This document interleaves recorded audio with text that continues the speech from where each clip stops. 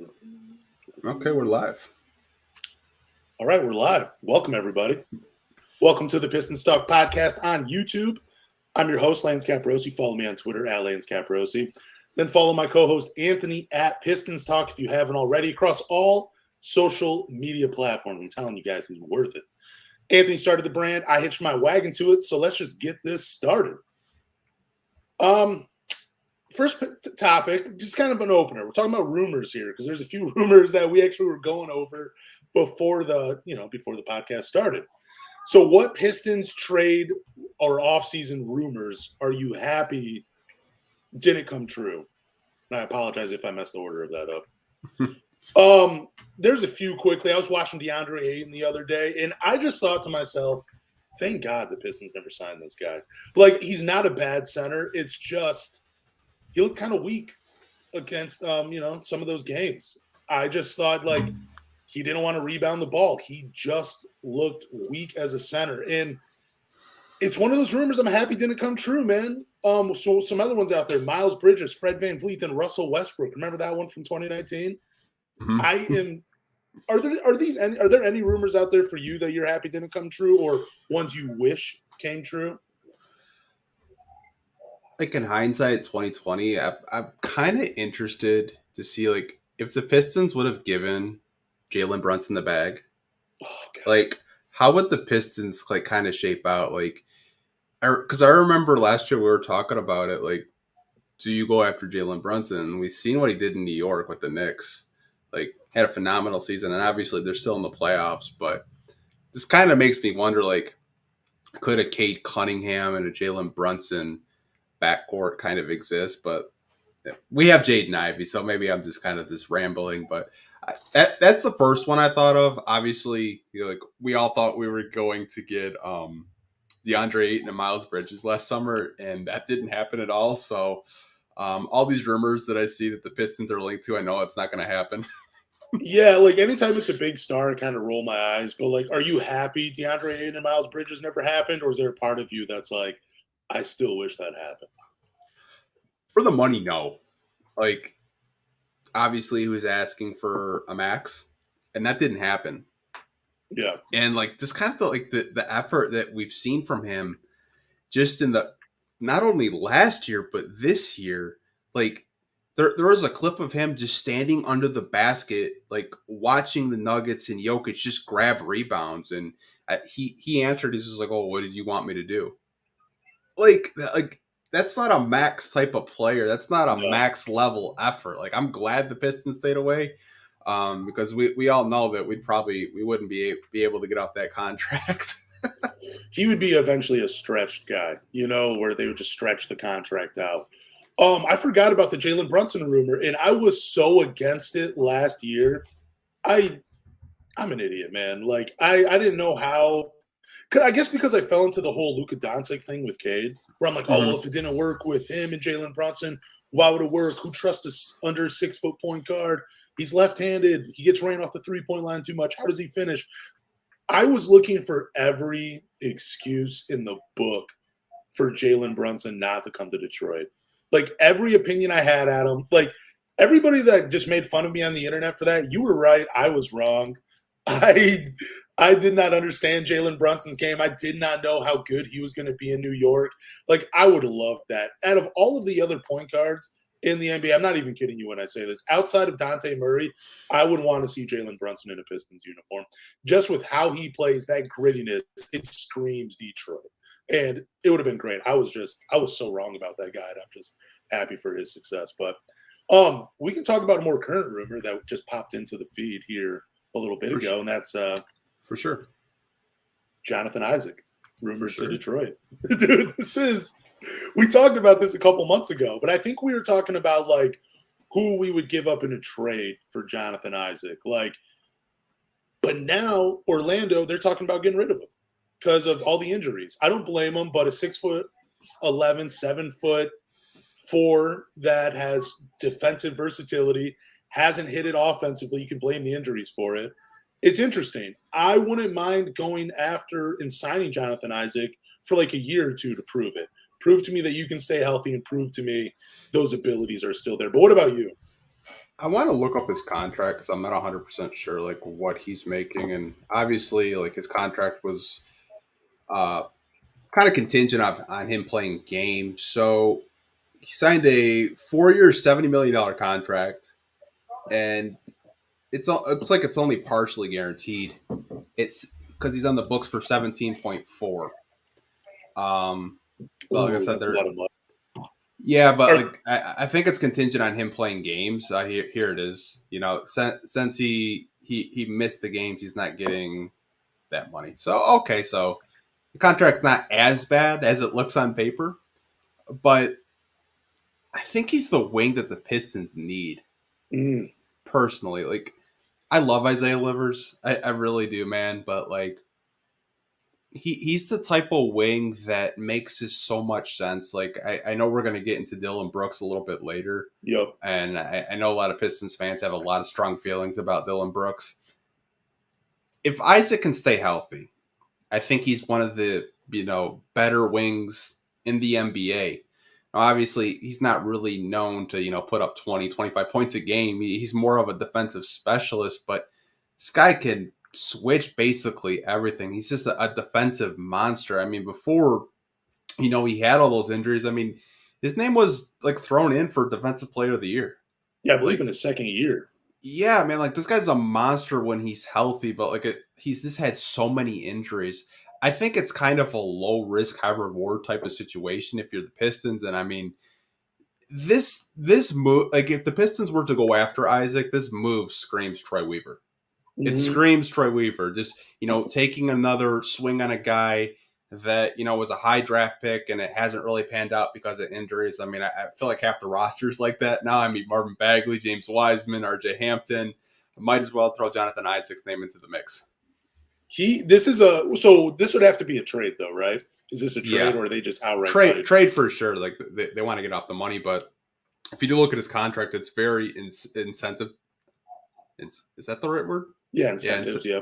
incentives. Like obviously he's got to play X amount of games to get that 17.4 million, and obviously he hasn't played, so he's not getting that money. So I feel like Orlando would want to get off that contract. Obviously, they're to me, I think they're a little bit above the Pistons in terms of how the rebuild is going, Yeah. and winning 30 plus games this year. Trying to push them to a play-in / maybe a playoff spot next year.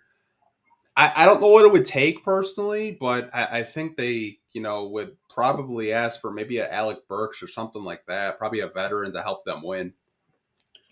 I mean, this is the type of move I can get behind. Like, I mean, I didn't like the Marvin Bagley trade as much just because I just kind of thought Marvin Bagley is what he is. And I mean, I still think Marvin Bagley's a very good player. Like, I like watching him in Detroit. I mean, we know about his shortcomings, so I'm not going to get into that. But I didn't love that trade as much. I didn't love the James Wiseman trade as much because, again, it's another guy that hadn't lived up with the potential.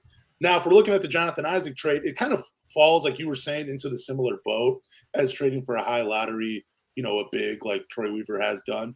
But I would definitely be excited about this because the only thing that has stopped Jonathan Isaac from reaching his potential was just the injuries. That's all it has been. And that sucks. But you know what I'm saying? I think it shows that there's a little bit more in the tank. And he's only 25 years old. He did miss 2 years, 2 full years, probably going to miss a handful of games coming up.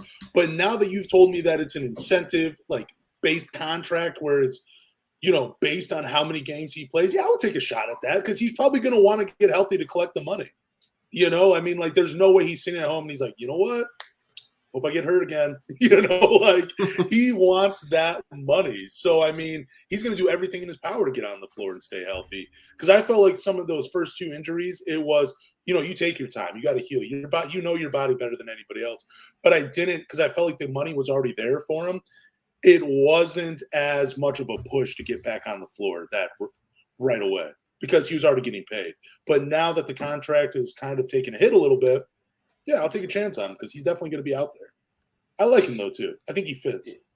Yeah, I mean he kind of fits the bill. Like I had tweeted this week that I don't see Troy Weaver splurging in free agency. I see him, going into the trade market, and this would be a guy that kind of checks the boxes for a wing defender. obviously he's not a 3-and-D wing defender, but he's a wing No. defender that obviously can help on the weak side. So you're not, concerned with Wiseman or Duran getting into foul trouble. But like he just makes so much sense for this team. Now, I don't really know what the Magic would want in terms of the trade. I'm actually going to hit up one of my buddies that runs Orlando Magic media website and ask him like what a trade package that he would be interested in, because he's just a guy that I've had my eye on for a long time. I thought, when he did get drafted out of Florida State, there was just so much comps to Kawhi Leonard with him, just being just a defensive monster. But I don't know, man. It's just I don't know what Orlando would want, and like I'm not willing to like give them a Jaden Ivey or anything stupid like that. But like maybe on the low end, like maybe you have a conversation with Bojan or something like that. I don't know, but like I was just about to throw his name out, Bojan. Like, because I mean, I would do that. I love Bojan, but I mean, man, like Jonathan Isaac, if he's healthy, like. Dude, that's kind of like having Evan Mobley on your team, right? A little bit where, like, because of the defensive versatility. Like, he's going to play a complementary role on the Pistons, but it's the defense that you're after, where he could almost be like a free safety. Like he's in the middle watching a play. They try to go cross court to the weak side, and he's right there in an instant. That's what you're trading for with Jonathan Isaac. Yeah, I'm 100% behind this. But it would suck, though, to see him just sitting on the bench in Detroit because he's hurt. I would hate that. But I would definitely take a chance. Yeah, I mean, like I said, we've talked about like what the Pistons' needs are, and it's it's wings, because we really don't have any outside of Isaiah Livers, really. And I don't want to bank on Isaiah Livers playing for a full 82 games, because we've seen that he can't do it, and that's okay. Some players can't play a full 82 games. That's understandable, but I think this is a year where we have to stack up on wing defenders, because we're one of the worst defensive teams in the NBA. This past year, so he's a guy that I would keep an eye on. But I just hope, man, he's so talented defensively. Yeah, it really like what we're talking about. It really depends on what the trade package is. Like, I would be comfortable with giving up Bojan for the potential of Jonathan Isaac, because defensively, man, it kind of makes you salivate a little bit. You're like, dude, I could really get behind watching this dude play defense with Duran, and then having Isaiah Stewart come off the bench to keep the defensive effort up. That would be a nice three-headed monster if Jonathan Isaac can stay healthy. Like, that's just the big thing. But yeah, out of all of the big man rumors to Detroit we've gotten, the Marvin Bagleys, the James Wisemans, and now the Jonathan Isaac one has been my favorite so far.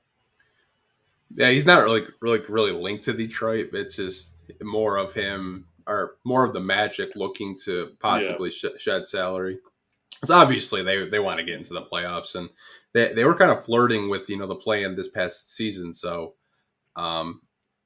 hopefully, man, like this just seems like a Troy Weaver type of move, man. Like I remember I was just like, wouldn't be surprised if RJ Hampton's in Detroit and we pick him up on the waiver wire. I was like, let's go. It's crazy just to see that. But speaking of Troy Weaver, man, let's talk about this next topic. Is his seat going to get hot next year? Is this the year, though, where – because we already see some fans – I think we've kind of flirted with this before. And I've always said, yeah, his seat's not warm. Like, you got to give him a few years before his seat gets hot.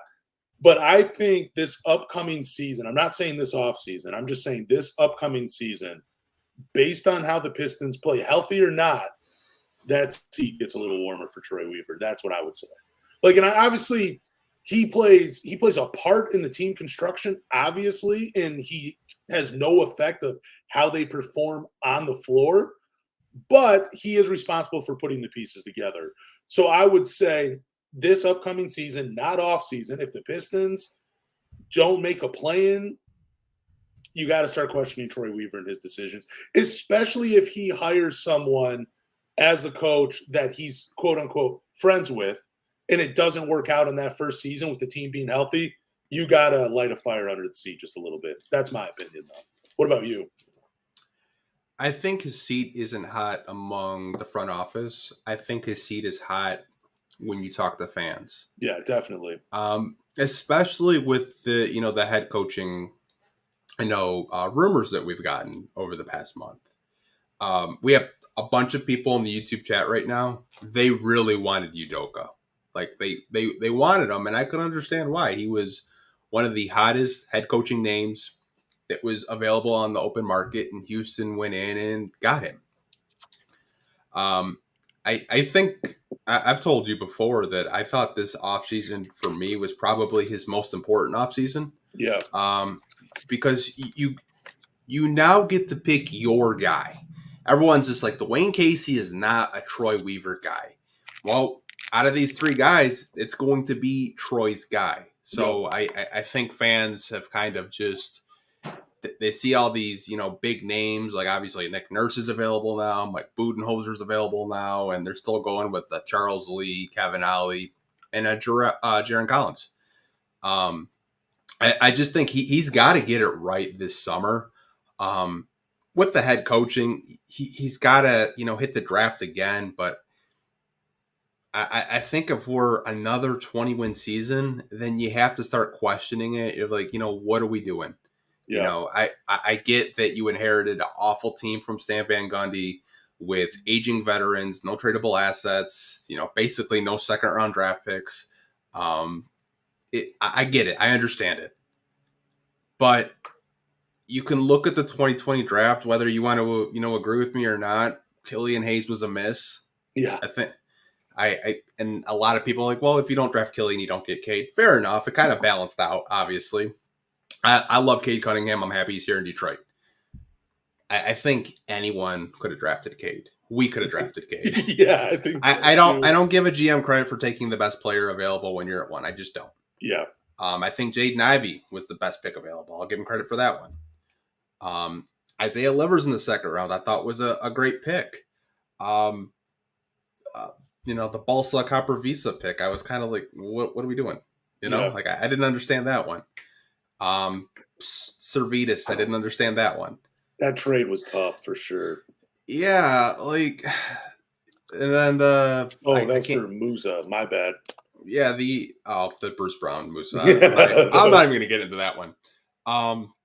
And then the second round kid that we got that's over in Italy right now. Oh, don't even tell me you forgot him. Gabriel Procida, bro. Come on. I forgot his name for a minute. We'll see what happens with Procida. I don't know. Maybe he'll be a role player. Maybe he'll be a star. We just don't know. I think drafting wise, he's hit on the guys that he's supposed to hit on. Like, you're supposed to hit on Cade. You're supposed to hit on Jaden Ivey, obviously. But like the Killian pick, I think we can all agree he just didn't develop what he was supposed to develop into offensively. Even KOC went on his podcast last week saying, I waffed on Killian. We all did. Yeah. But so you're saying, though, this offseason, it is very important. I agree with you on that. But I don't think an offseason makes or breaks a GM. I think it's all about the record going into the season. I think no matter who the head coach is, whether it's Kevin Ollie, Charles Lee, or Jaron Collins, people are going to support him. Like, I know there's a minority of fans out there, Pistons fans, like clamoring and, beating drums and getting their words out on why they don't want Kevin Ollie. I get it. He's not the sexiest name. He hasn't coached in a few years. Well, or college or been in the pros. He's been at OTE as a developmental coach. I get why fans aren't enjoying that as much.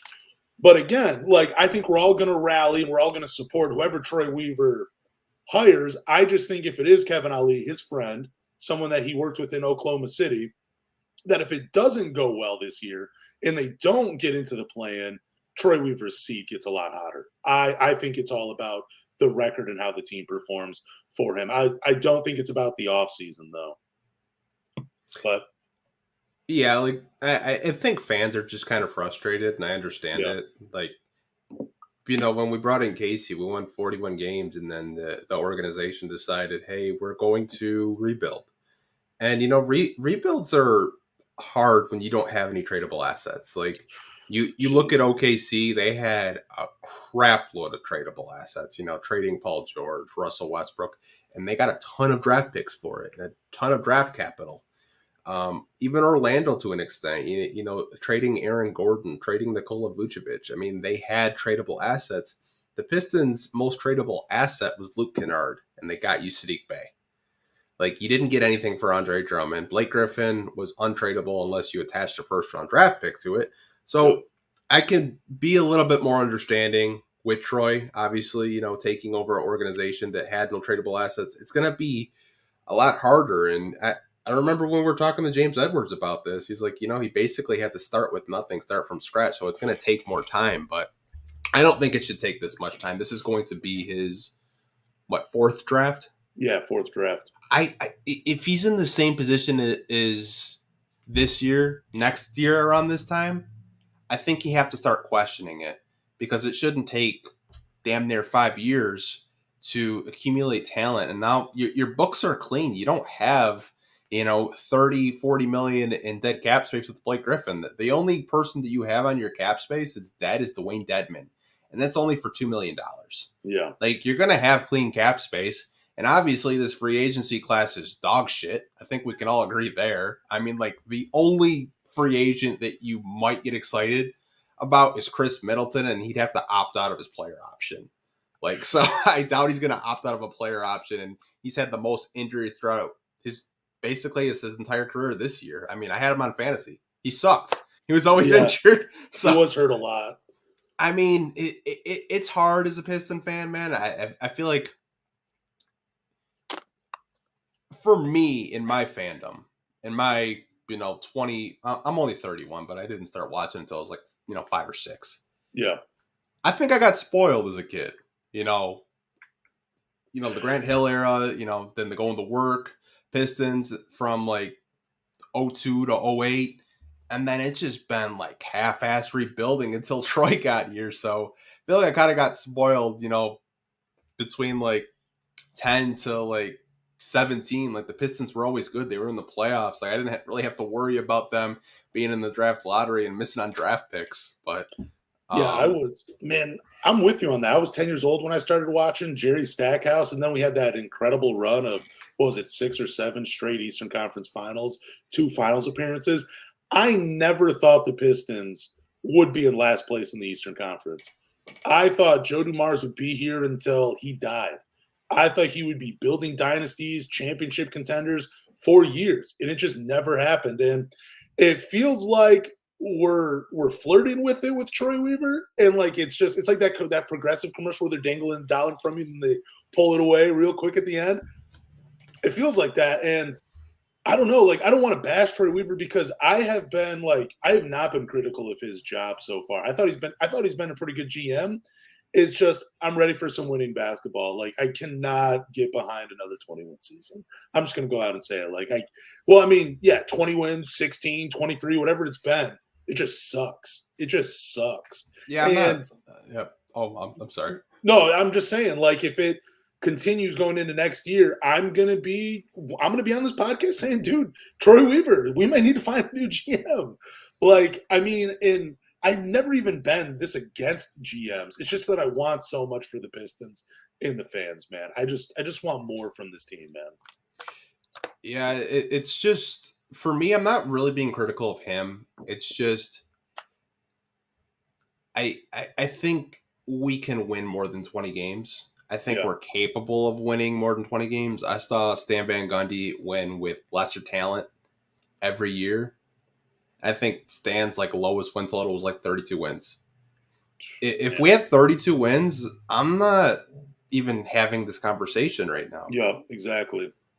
Yeah, it's just I just want to see some progression. I haven't really seen any progression in the win total during this rebuild. I think maybe the first year with Killian and Stewart and Bay, I mean, we were all excited. And then, obviously we get Cade and, he gets hurt. But, at least that we were competitive each and every game. The games were close. This year, I think this was the first year where we weren't really competitive. There were games where we were just getting blown out. I remember the Bucks game where we damn near lost by 50 points.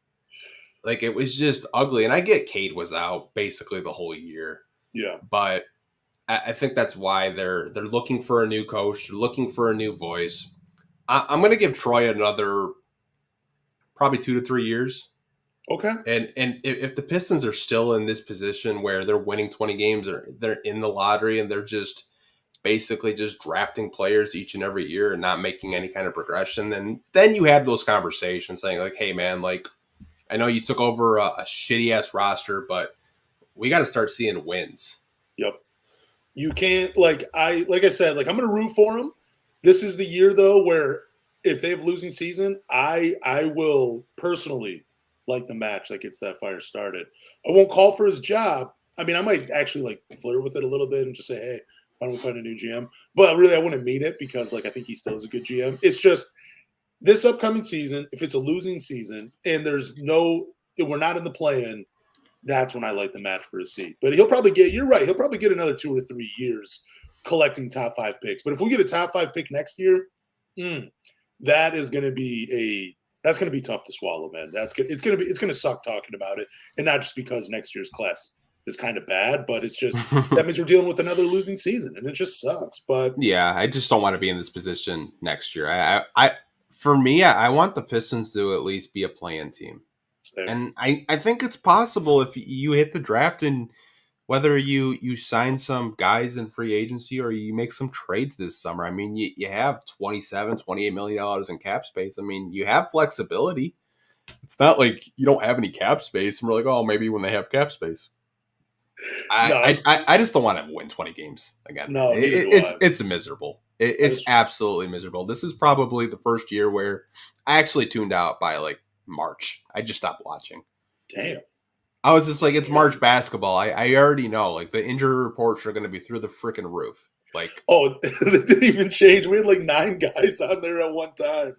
That was just crazy of all the injuries. Like just insane, man. It really is. You want to move on to news? For sure. Sweet. All right. So for news, people hate this guy, Dillon Brooks. Yeah. The Detroit Pistons are likely to a team to watch as they would be a potential landing spot for Dillon Brooks this summer. This comes from the Stein line.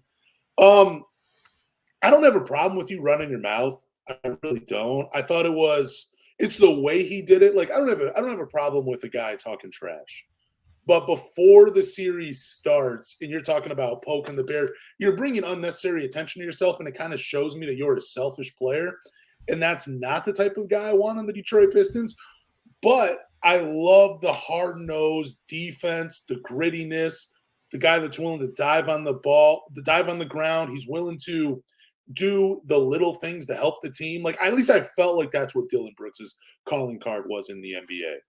That type of play. But his shot has fallen. I think he wants a larger role with the Memphis. He wanted with the Memphis Grizzlies, and I'm sure he's going to want it with the next team that he goes to, whether it's the Detroit Pistons, some other NBA team, or over in China, like the rumors have already started. But yeah, Dillon Brooks, man, I would have to pass. And it has nothing to do with what he said to LeBron James. It's just that I think this dude has really started to fall off, and it's because he's focused on other things outside of basketball, like talking, being a popular player, being the villain.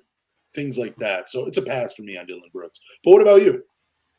So before we were, I made this the topic for like Dillon Brooks. I was kind of looking into his fines. Can you guess how much money he had to pay to the league office between suspensions and technical fouls this year? Just this year? Yeah. Is it over? Man, what are fines in the NBA anyway? They're like $15,000, right? I think they're anywhere between 15 and 20,000. Yeah. Okay, 15 and 20. Is it over 50,000? Oh yeah. Oh really? Mm-hmm. Is it over 100,000? Just give me that. Yeah. Oh wow. Okay. Damn. I'm gonna say. I'll say 140,000. $550,000. Dude, no way. What was he doing all year? Between the technical fouls are $2,000 to $3,000 a pop, and then the more technicals you get, the more they go. Like, I was like, dude, there's because I think Cade had $18,000 worth of fines this year between technicals. Cade, I was like, yeah, he had 18,000 in 12 games. Yeah. Oh Cade was chirping though, but that's just some context. $500,000 in fines and suspensions, and he got suspended 4 times this year. I think Dillon Brooks is a good defender. but I think offensively, when you look at the numbers, he's atrocious. He's one of the worst basketball players offensively in the NBA. Now, would I welcome him to Detroit? Yes, but on a reasonable deal. I read a report from ESPN this past week saying that he wants $25 million a year, and he also wants to have a bigger offensive role. That's why Memphis is trying to move on from him. I like Dillon Brooks, but not at $25 million. If I'm paying a wing this free agency $25 million, it's probably Cameron Johnson. That's not a headache. And I know he's not going to get technical fouls just for looking at a ref. I like Dillon Brooks, man. I don't mind him talking. I don't mind him being the villain. It's entertaining. For me, I think it's entertaining to watch someone try to be a LeBron stopper. Yeah. Because we've had so many. I mean, Stanley Johnson was talking shit about LeBron. Yeah, dude. I remember that whole Players Tribune article, My Bread and Butter, I think is what it was titled, by Stanley Johnson. Which, I mean, dude, I started using bread and butter because of that. But it was so corny, man. But, dude, Dillon Brooks, he averaged 18 points per game last year in 32 games. But he shot 31% from three. Yeah, I wouldn't even welcome him. I would welcome 99% of the players that come to Detroit, with open arms, even if I didn't like you. But Dillon Brooks, I'd be like, dude, what are we doing? I don't want this guy on my team. I don't want to root for this dude. Patrick Beverley is the only guy, and I don't even say knucklehead isn't a bad thing, but just dudes that I would hate to play against, or honestly defending being on my team because of the way they talk. But Patrick Beverley's the cutoff for me. Because he plays hard. You know what I'm saying? He's going to go out there. He's going to be better than Dillon Brooks, even at his age. But Dillon Brooks, I would not welcome because he's all about himself. I just hate it, and he's not good enough to be all about himself, dude. 31%, 33%, 34%. That's all right, but it's a drop off after his third year, starting in his third year.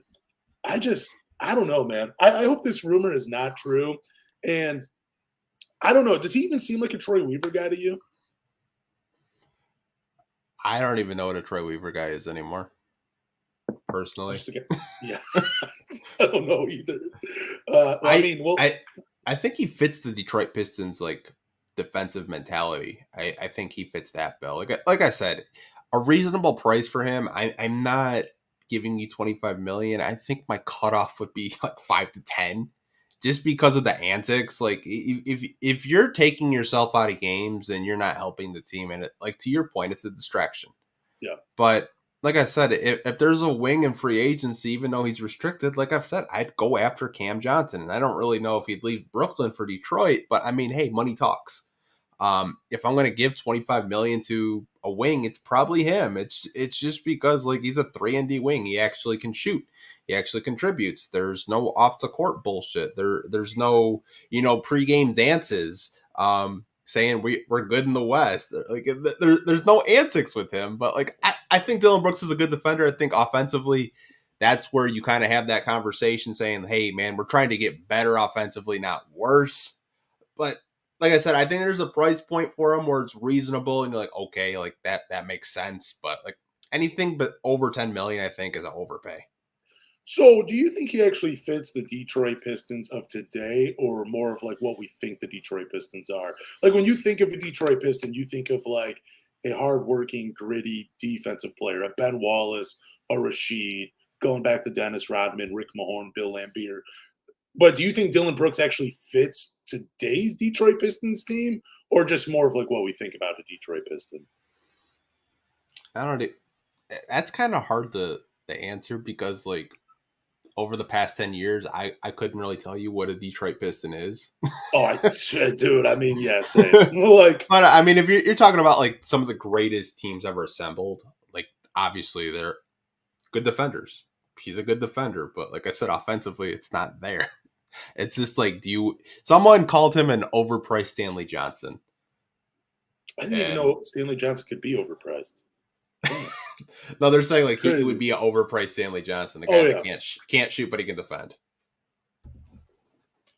Yeah, it would be a pass for me. I would not welcome him. Like I said, it's just I don't know. It's not even like I said already. It's not even the talking. It's Dylan Brooks. He does it to himself. There's just something about him where I'm like, I just don't want to root for this guy.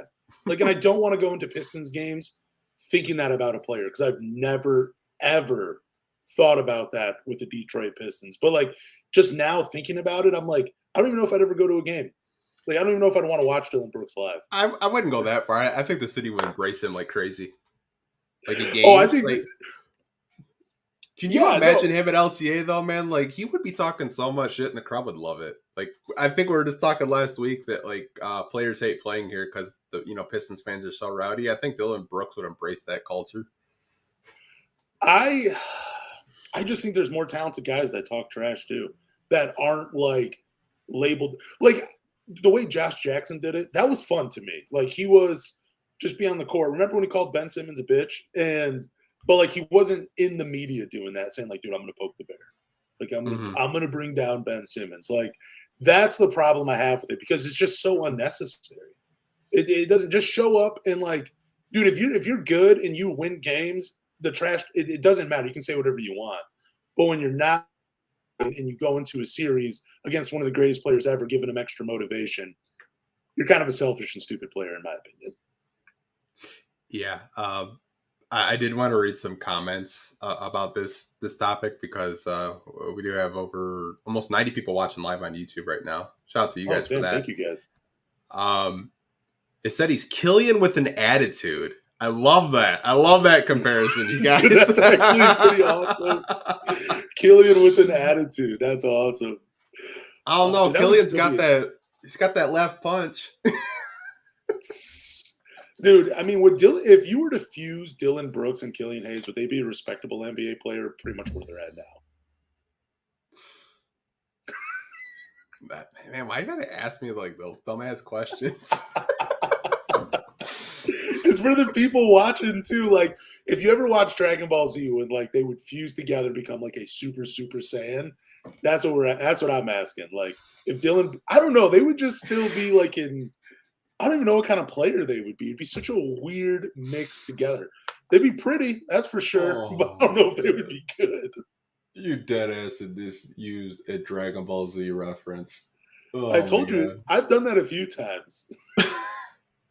Oh man, yeah, man. Like I said, only way I would bring him here is if it's on a reasonable contract. Like I said, I'm not paying you more than $10 million a year. Like you got to prove it. Prove to me that you're not a knucklehead. But I love that you used the Dragon Ball Z reference with Killian Hayes, and I think people are saying that he's basically a Walmart runner test. I love it. Dude, that is a great. I hope that's I want that to be his real name. Someone go to Wikipedia and put that on Wikipedia for me. Walmart runner test. Yeah, Walmart. I mean, you can't call him Walmart Meta World Peace because he does not bring peace. He brings violence wherever he goes. I love the comments that we get on YouTube, man. They make my day. They're so damn funny. Dude, the people are amazing that watch us, man. But we can move on from Dylan Brooks because like my blood pressure just rises in gut. It's just crazy right now talking about him. We got James Edwards though, big board for topic number 1, which is great. And as soon as you tweeted this out, dude, I was so ecstatic for who he had at number 2. It just blew, like it's awesome. I love it. And like I really have no complaints about his top 5. The only thing, and I've asked you this before, and I'm just going to ask it again.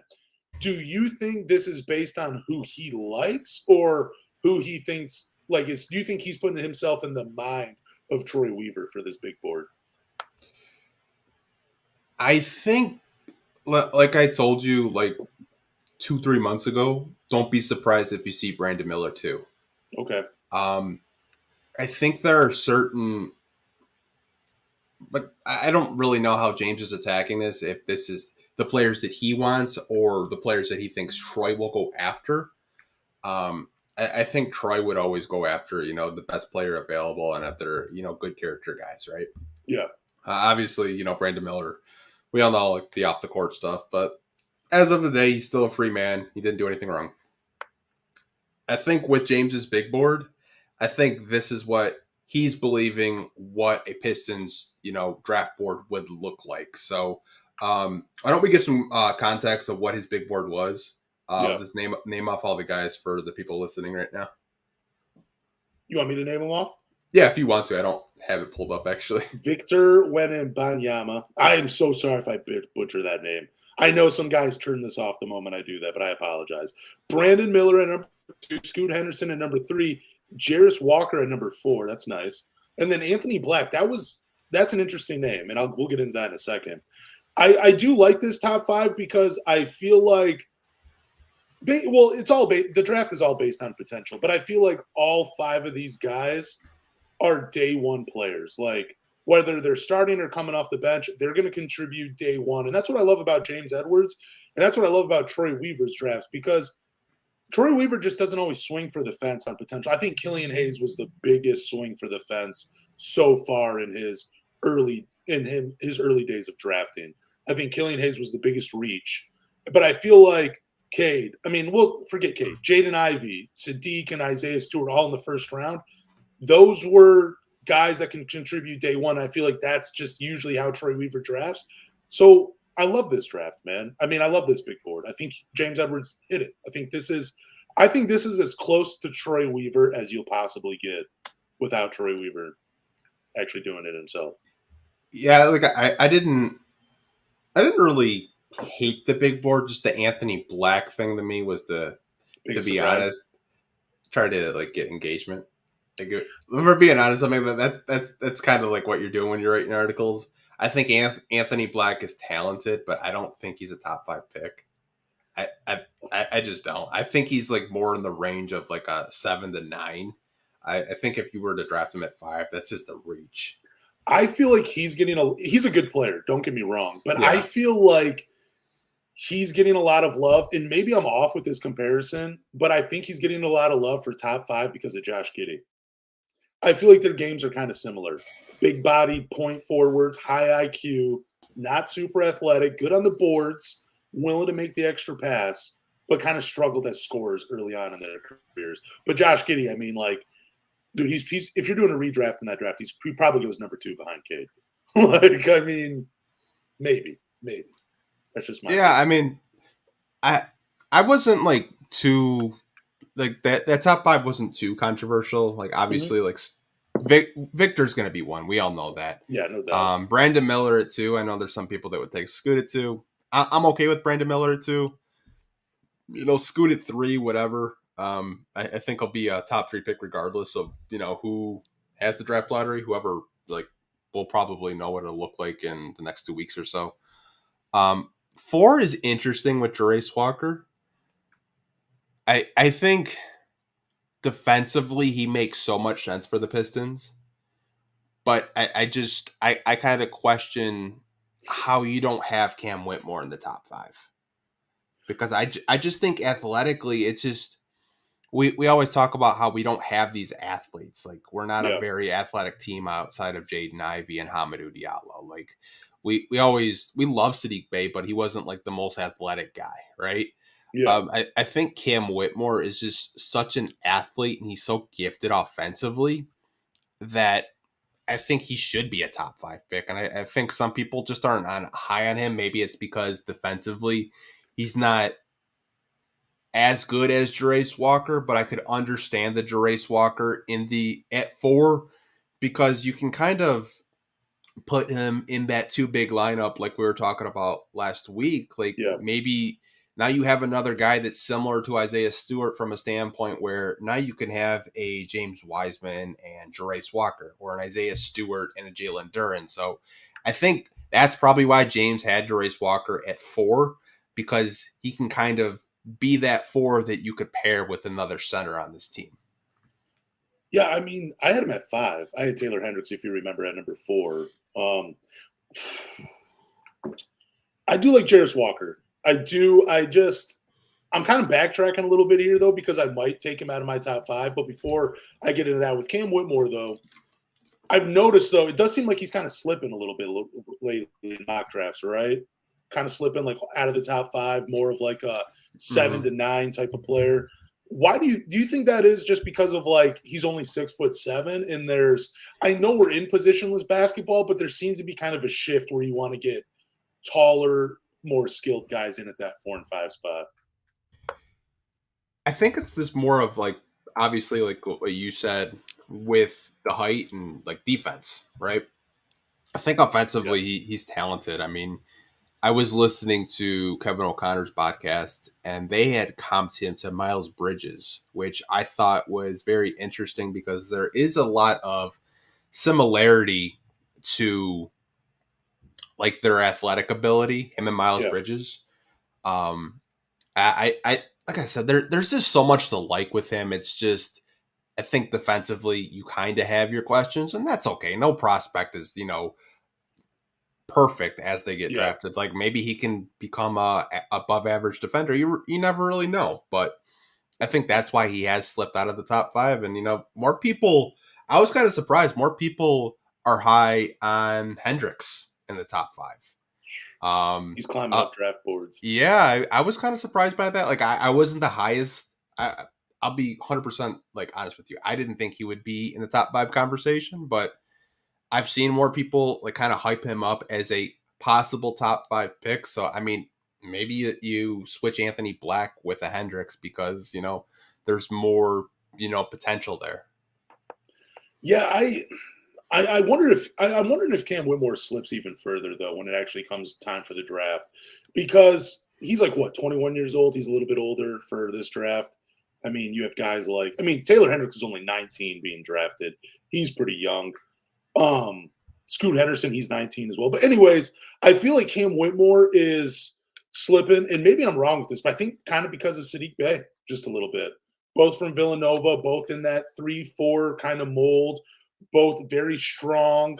I mean, Cam Whitmore is a better athlete, but is he a good enough shot creator though? Because I felt like with Saddiq Bey, that's like the biggest thing holding him back, is he can't really create his own shot.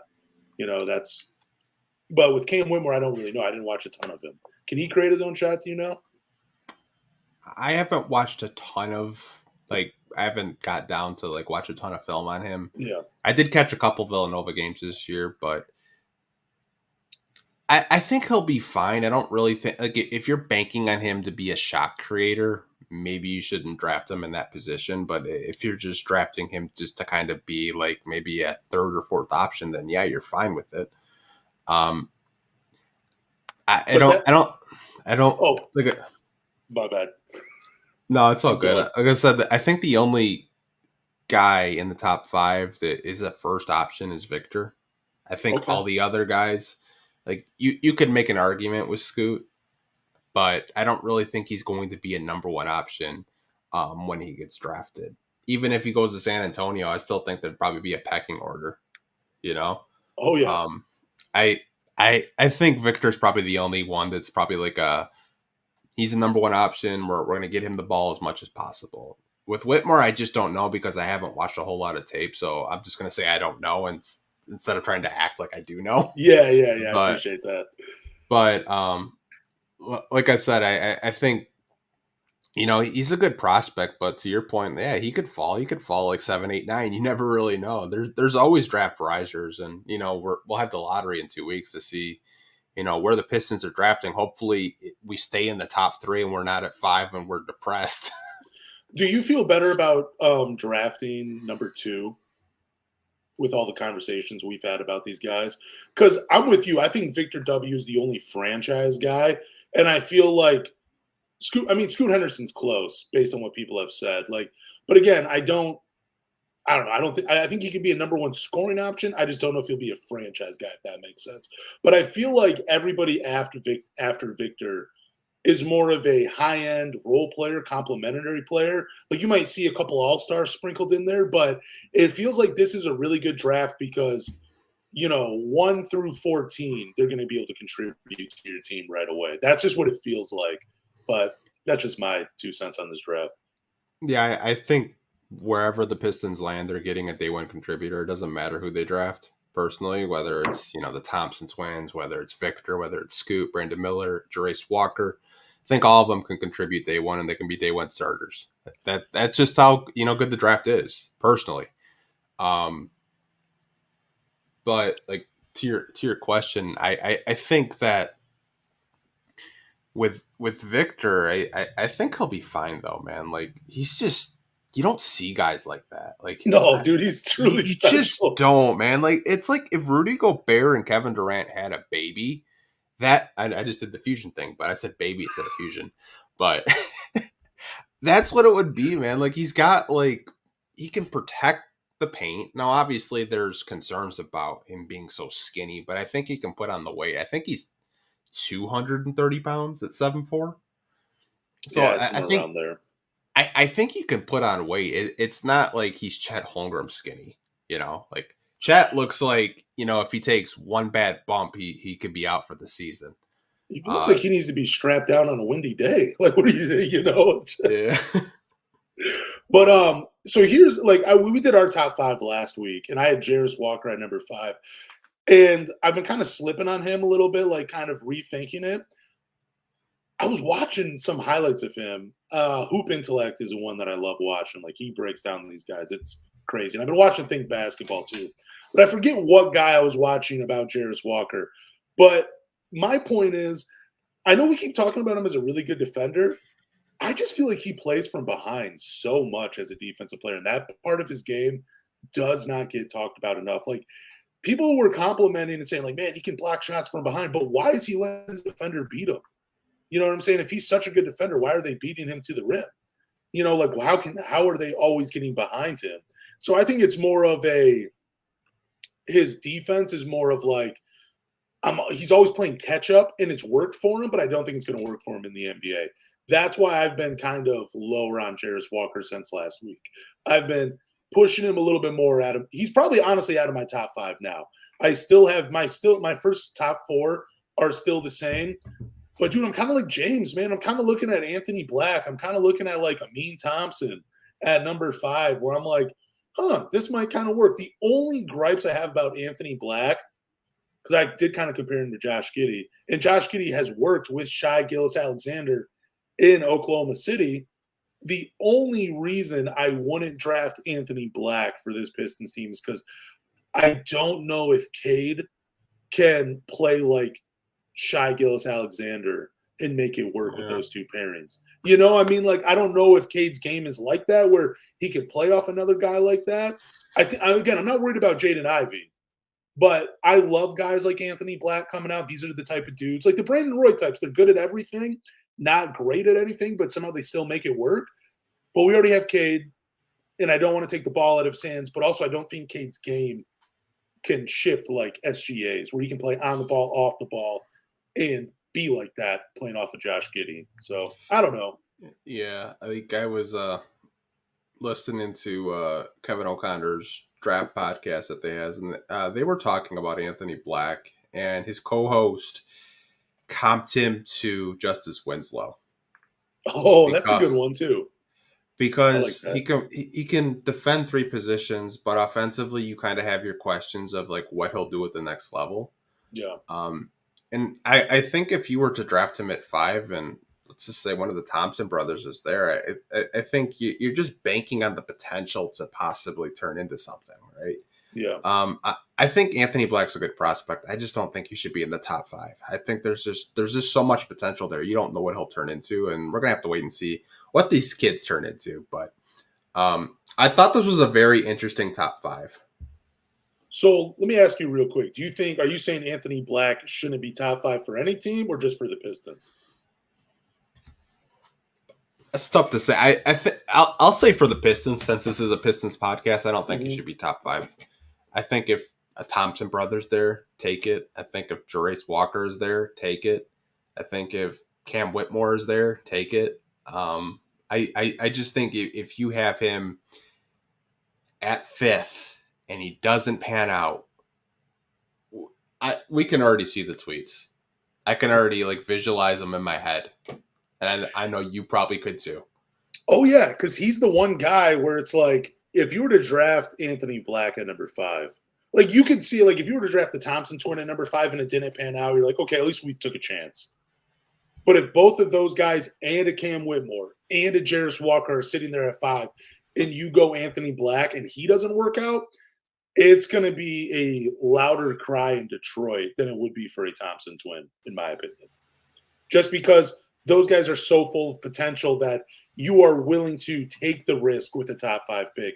And I don't feel like you're willing to take a risk with a top 5 pick with Anthony Black because the potential isn't as high compared to a Thompson twin. Yeah, hopefully we're not a 5th. That's all I'll say. Well, we don't have to worry about it. I mean, honestly, though, but I mean, if Victor, Brandon Miller, Scoot, and Jarris Walker are off the board and we are drafting 5, I still like so many of those names that are right there. Like, I mean, if James Edwards is drafting, we do get drafted, and we are at number 5, then I'm a little scared. Even though I don't even think James Edwards would take Anthony Black at number 5. I think you're right, Anthony, where it's just more of a conversation than anything. Yeah, like I said, if you take him at 5, I'm probably uninstalling Twitter off of my phone until the season starts. Dude, you'd have to mute a lot of things for sure. It would be that. It's gonna be. I'm just not going on Twitter because I don't want to read the bullshit. Like I said, hopefully we're not drafting at 5, and that's not even a possibility. I'm hoping that we win the lottery and we have Victor, and we're talking shit until the summer league. Let's talk about the Ringer's top 25 players because, dude, this pissed me off. The Detroit Pistons only had 2 guys in there, and that was Cade Cunningham and Bojan. Cade was ranked 67th. Bojan was ranked 73.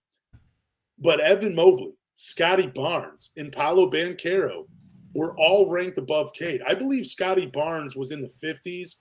I think Evan Mobley was right at 40. And I think Paolo Banchero was 2 spots ahead of Cade. I'm going off memory, though. Yeah, I don't have a problem with where Cade's ranked because I think it's still kind of a high ranking for only playing 12 games. And I know it's based on his rookie year and the 12 games into his second season. But I can't complain about where he's ranked. He just didn't play. Yeah. But having Evan Mobley at 40. And when I was first reading, I'm like, okay, cool. They're not going off of the past playoff experience, the past playoffs we just saw. But then they were. That's what I didn't make sense because they bumped up Jimmy Butler from like 16 to number 9 based on his playoffs. How do you watch the Cavaliers playoffs and not push Evan Mobley down? He got outplayed by Mitchell Robinson in the New York Knicks. Like, he got outplayed by Mitchell Robinson. And because of that performance, you move Mitchell Robinson from 114 to 88, but Evan Mobley still stays number 40. That wasn't a top 40 performance. That was shit. All I've heard about is how great of a two-way player he is. And I know the defensive stuff, but he's a complimentary role player. And that's what they said in the article. I don't get dude, you can have all the love for Evan Mobley, all you want. I just think the love for him right now is just so silly to have him ranked that many spots over Cade. And I didn't even care where Cade was ranked. I just don't see Evan Mobley as a top 40 player. But what are your thoughts on Evan Mobley? And we'll just keep going down the list, or whatever your thoughts are on this list. I thought it was kind of funny that he was at 40. And, like, to your point, he kind of disappeared in the playoffs, and the Knicks just completely exposed them with Mitchell Robinson. I don't have a problem with Evan Mobley being on this list, but he should not be top 40. I think if anybody on his team should be in the 40s, it's probably Jared Allen, not Evan Mobley. Jared Allen, like I've told you, Jared Allen is the glue to that team. Everyone labels Evan Mobley as this generational type of center, but we constantly see him getting exposed in the playoffs or getting exposed just on matches. I think Evan Mobley is a great player. I just don't think he's a top 40. If you're ranking him out of the 125 best players in the world, you're telling me he's 40th. I would disagree with you on there. I have no problems with Cade and where Bojan were at. Cade didn't play, and I think Bojan is a high-level role player. I'm fine with that. My problem was with Paolo Banchero being ranked above Cade Cunningham. That was my biggest problem. Even though he won Rookie of the Year, congrats to Paolo for winning that. You're putting Paolo Banchero above Cade Cunningham when I think if you look at their numbers, obviously, Paolo and Cade's rookie seasons were pretty damn similar to each other. Obviously, Paolo had a couple more stats. I think he averaged more points a game and rebounds, but I mean, Cade was averaging, I think, close to 26 and 6 as a rookie. I I just think with some of these lists, there's a lot of media bias, and it seems like every time we react to these lists, Detroit players get disrespected, and I hate to like puff my chest and say Detroit versus everybody. Yeah. Like every time we react to an article or a list or whatever, but I mean, I encourage people to read this list. It is on my Twitter if you guys do want to check it out, or just go to theringer.com. It was 125, the top 125 players in the NBA right now. The fact that LeBron James isn't in the top 5 is just blasphemous. Dude, he was number 15. It was 15. Blasphemous. You have LeBron 15th. Are you serious? The guy's 38, basically carrying his team in the playoffs right now. It's just like, come on, man. This whole list is just bullshit. I mean, even with Anthony Davis's performance in the playoffs, like he should have been higher. Like if you were going back and readjusting this list for certain guys, why did you not do it for everybody? Like, I mean, if this year's playoffs took effect like it did for Jimmy Butler, like it did, I believe, for Devin Booker and Jordan Poole and Mitchell Robinson, how did it not affect guys like Evan Mobley, guys like Scotty Barnes, all these guys? Like, I mean, yeah, like Anthony Davis, like I was saying, how is he not in the top 10? How is Damian Lillard still ahead of him when we just witnessed Anthony Davis look like the best player on the planet? If this list was just re-edited just a little bit ago for these playoffs, there should have been more edits, and this list should have been changed. I think all the guys, like Evan Mobley, Scotty Barnes, Paolo Banchero, I feel like all those guys should still be in the 60s with Cade. I don't feel like Evan Mobley is 27 spots better than Cade Cunningham. And it seems stupid, to be upset about that, but like, just make it make sense. That's all I want. Like you called him a high-end role player in the article. And you're like, oh man, go on, my bad. I'm not even upset with it.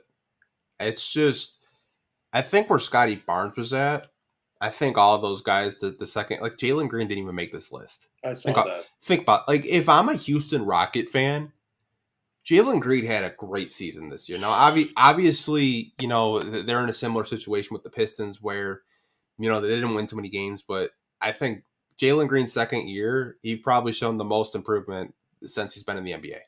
You're telling me Jalen Green is not a top 125 player? You're telling me no one on Houston is good?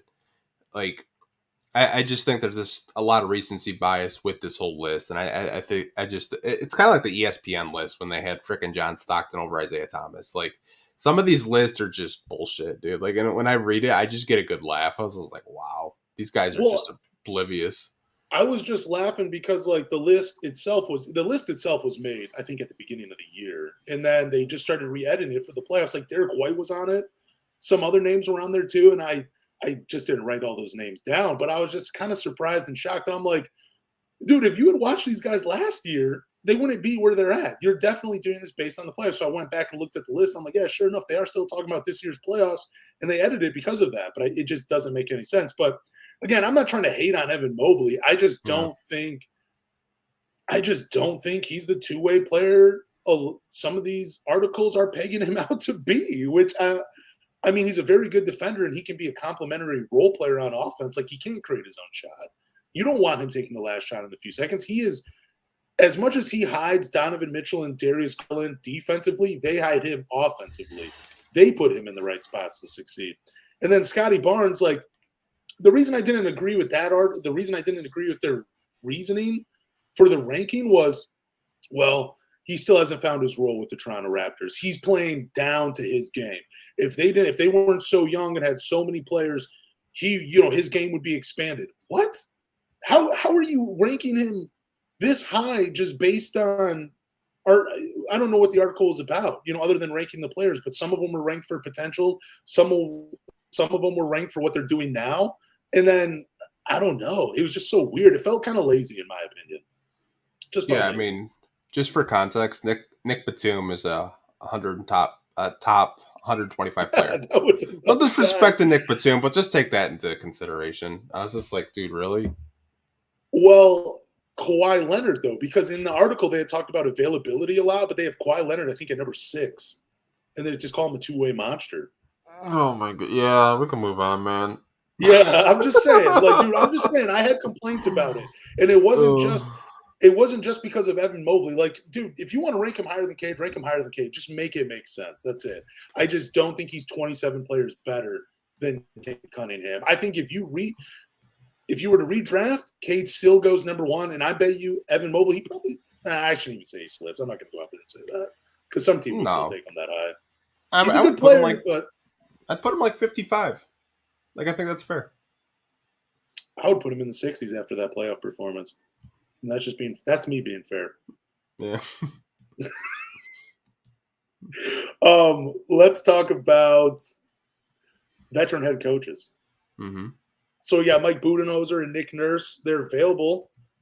I'm a little shocked though that they didn't get an interview with the Detroit Pistons because I get it. I know the Pistons want to go younger. They want to go with a guy that doesn't have experience. They want to go with someone that's fresh, new. But dude, these are 2 championship caliber coaches right here. You know what I'm saying? They definitely – I don't think either of these guys take the Detroit Pistons job, even though there's still some good talent on the team. It's just that they're still a couple years away from contending, and I feel like Mike Budenholzer and Nick Nurse are at those spots in their career where they can just wait it out. They can wait for the best opportunity for themselves. But I'm still shocked that they never got an interview with the Detroit Pistons. But what about you? What are your thoughts on those guys? So with Nick Nurse, I had no idea, but apparently there's some beef with him and Casey. Oh, really? Apparently they don't like each other. I was scrolling on Twitter, and someone said that when Dwayne Casey and Nick Nurse played coached against each other, they never shook each other's hands or even said good game out of all the games that they went up against each other. Wow, I never even noticed that. Yeah, I guess there's some beef with Nick Nurse and Dwayne Casey, and obviously Dwayne Casey's in the front office now, so that's probably why we're not seeing any Nick Nurse type of rumors. I guess he's like the odds-on favorite to take the Bucks job, which I think is a good landing spot for him personally. Yeah. The Mike Budenholzer thing, I kind of think the timing of the firing kind of looked bad. If you're just looking at the optics, obviously, his brother passed away and they got bounced out of the first round and they let him go.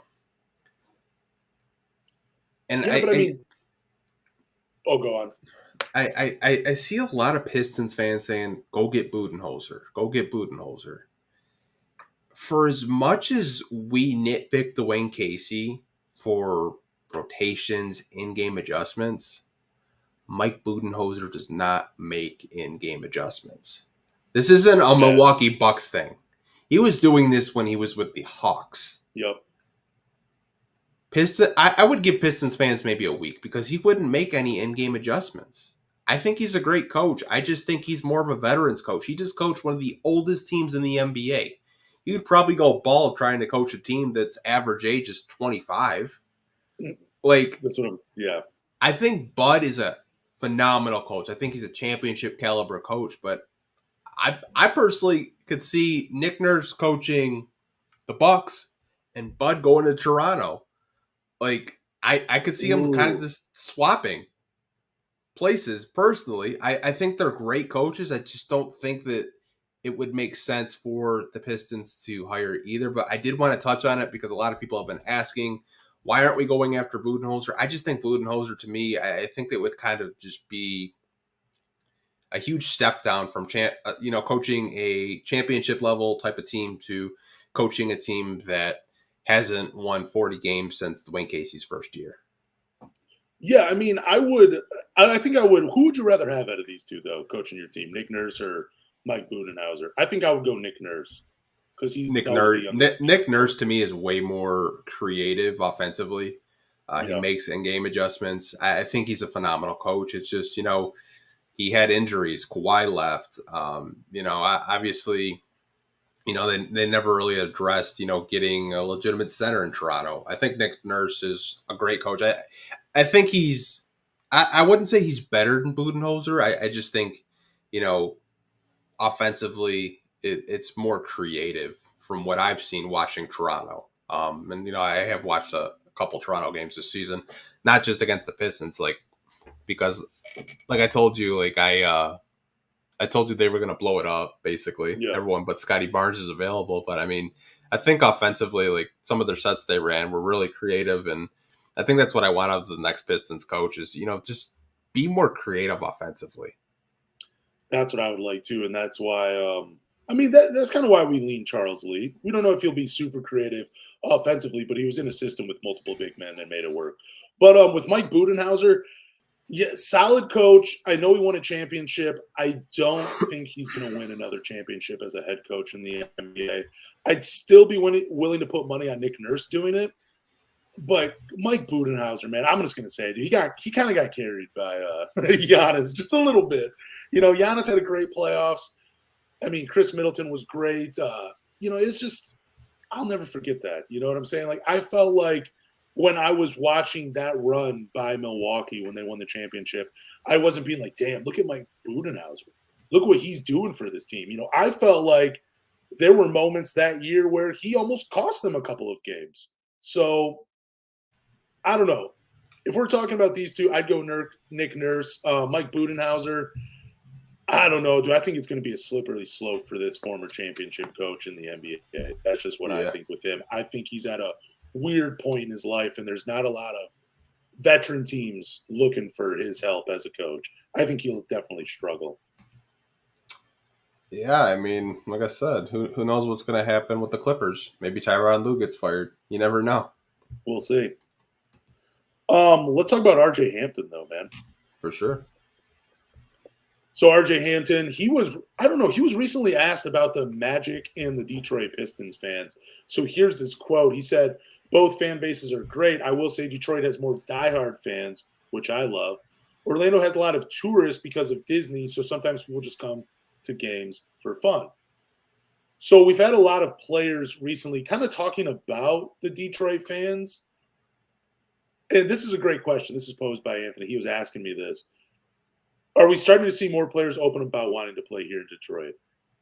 I kind of think people are starting to love the city, man, but I don't think it's just for Detroit Pistons fans. I think it's for Detroit sports fans all in general. You see how many losing seasons the Lions have had and how many people show up for those games. You see how many people show up for the Red Wings, for the Tigers, and all the hope we have and how much fun we have talking about this team. Like, Pistons Twitter, Detroit sports Twitter in itself, I think, is just an amazing place. It's not a cesspool like a lot of other fan communities. So I think that's what it is. I just think the city of Detroit, like, it was so beaten down for so long that the fans have really started to open up players' eyes and show them how great this city really is, man. So yeah, I just think it's the fans, man. I think the fans have made it a welcoming place for players across all sports that want to come here, not just basketball exclusively. But what are your thoughts on it, man?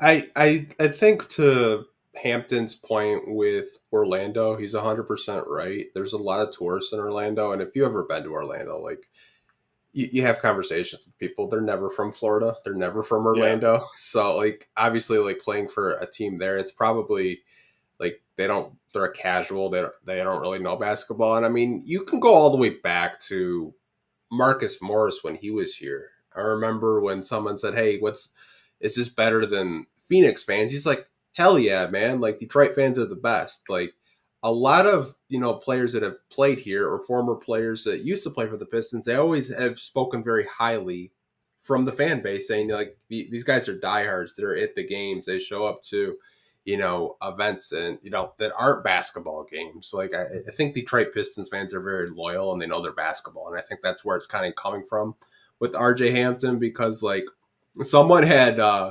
commented a video that RJ didn't dap him up when he was like by the tunnel. It's like, oh, he doesn't really want to play here. But I think it's cool to see a player that, was drafted by Denver, got traded to Orlando.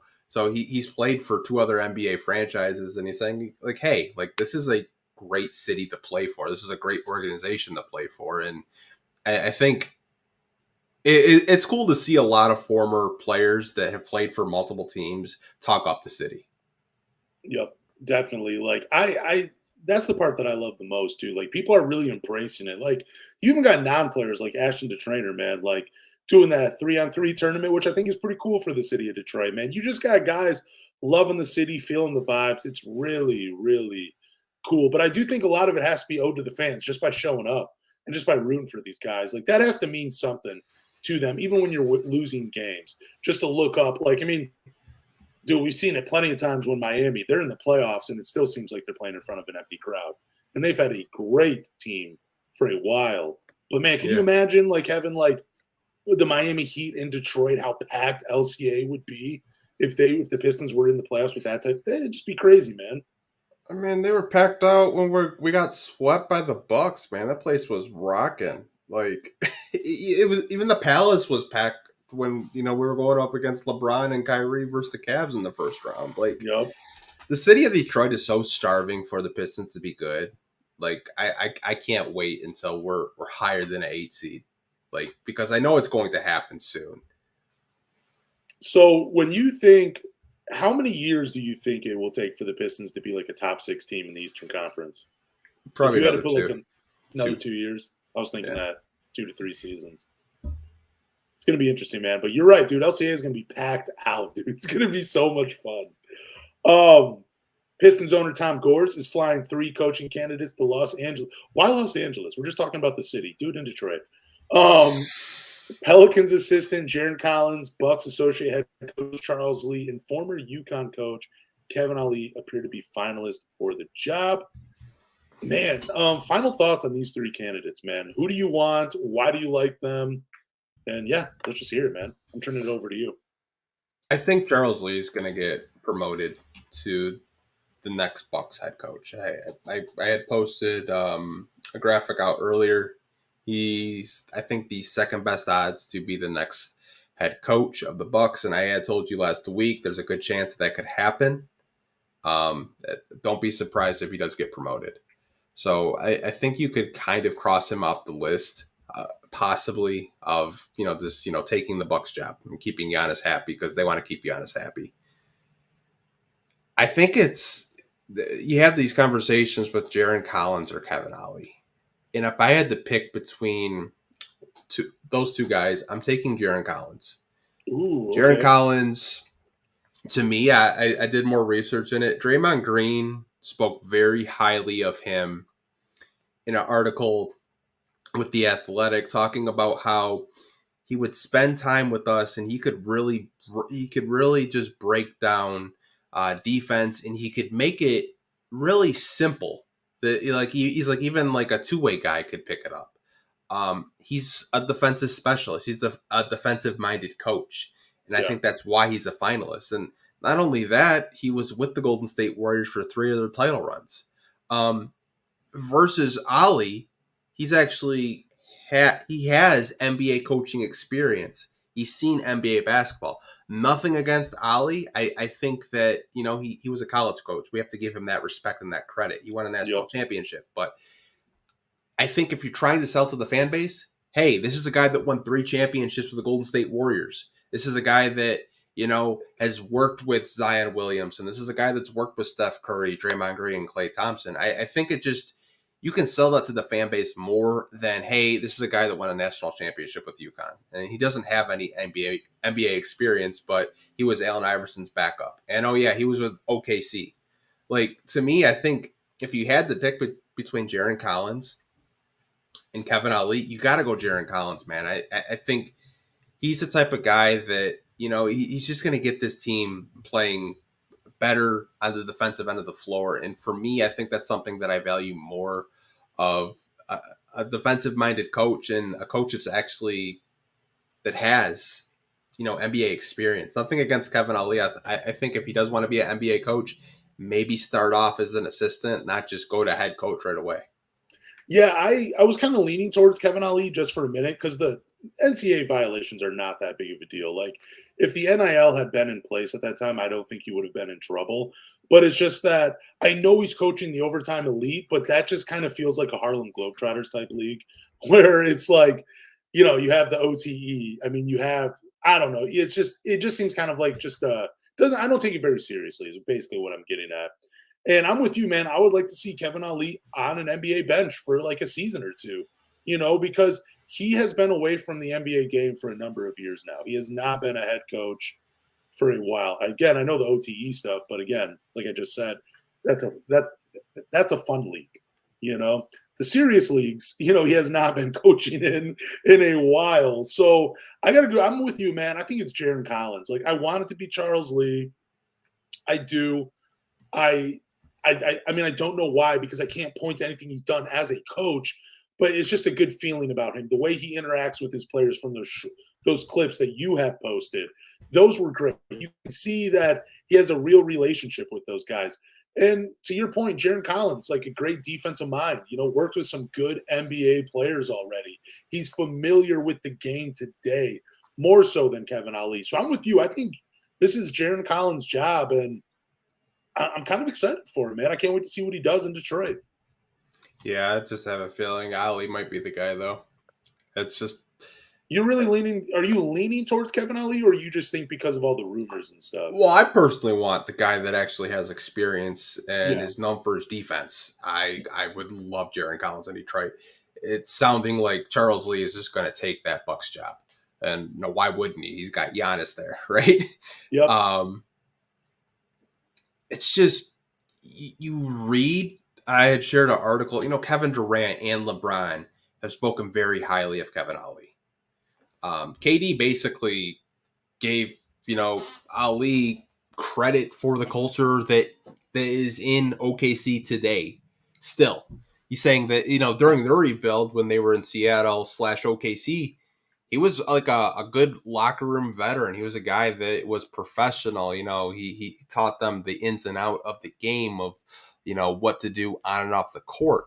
So I even within that clip that I shared with the, you know, Overtime Elite League, like, he's a very good speaker, but someone's just like, you know, so was Dwayne Casey. Dwayne Casey was a very good speaker, you know. Yeah. Dwayne Casey was very professional of how, you know, he presented himself, but man, like I there's nothing against Ali. I think he would be a good coach, but I think I'd rather have a guy that has done it, you know, for, you know, a longer time, that, you know, actually has experience, you know, coaching in the NBA.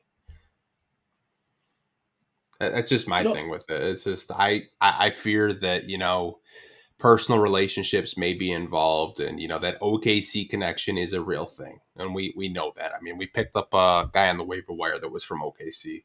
We traded for Hamidou Diallo. Like, Ali has that OKC connection.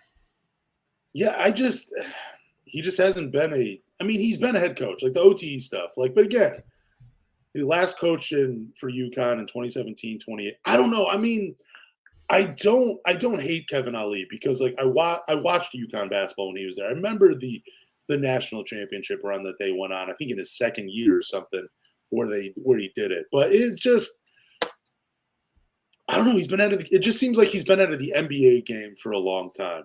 Like, he's more of I don't think he would struggle with it connecting with a young team. Like, I think Detroit would be a good landing spot for him, because he's used to coaching younger players from the college to the OTE.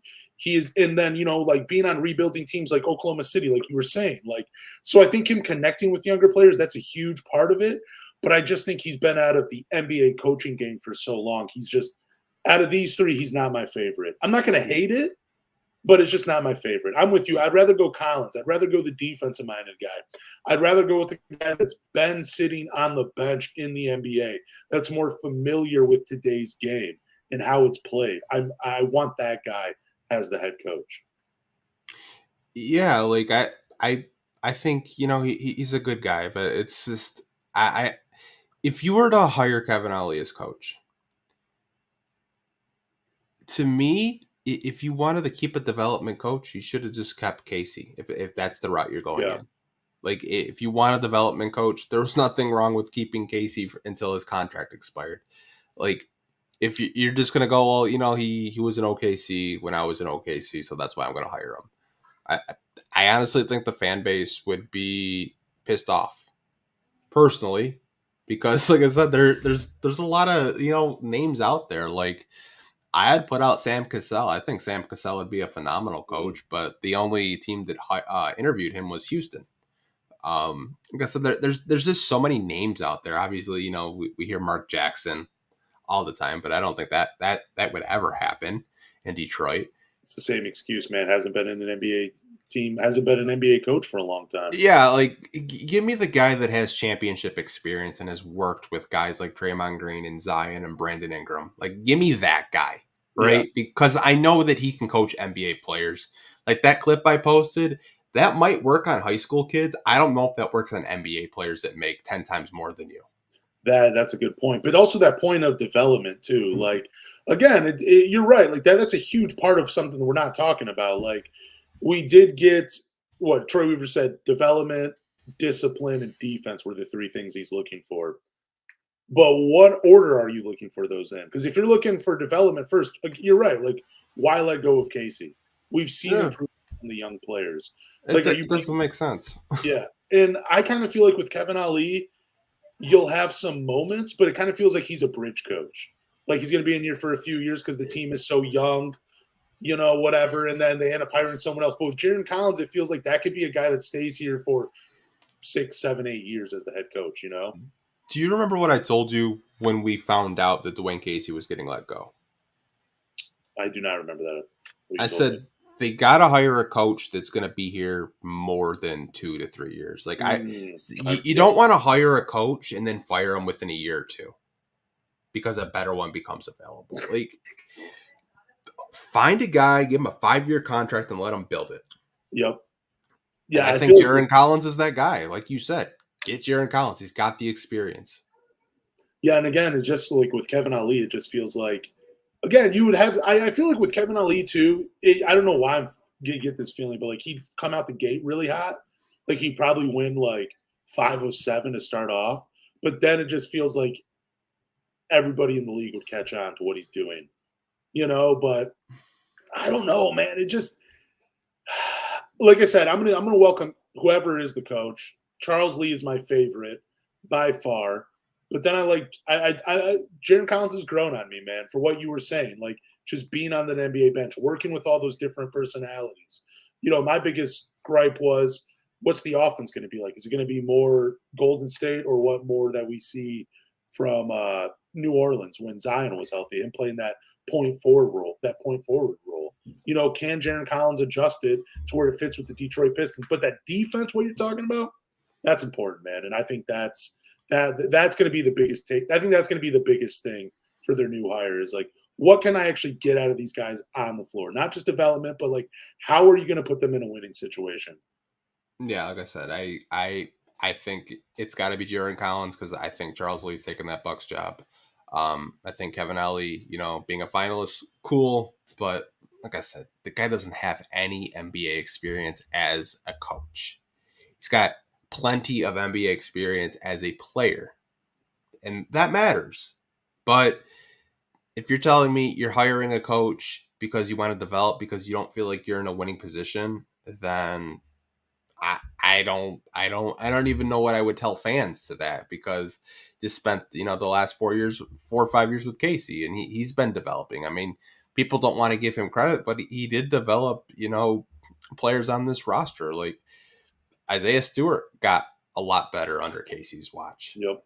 You know, whether it was, you know, shooting the 3-point shot or, you know, just, you know, getting better, you know, with switches. Like I thought Dwayne Casey was fine, but, you know, some people are saying, you know, his message got old, players were tuning out, and maybe they did.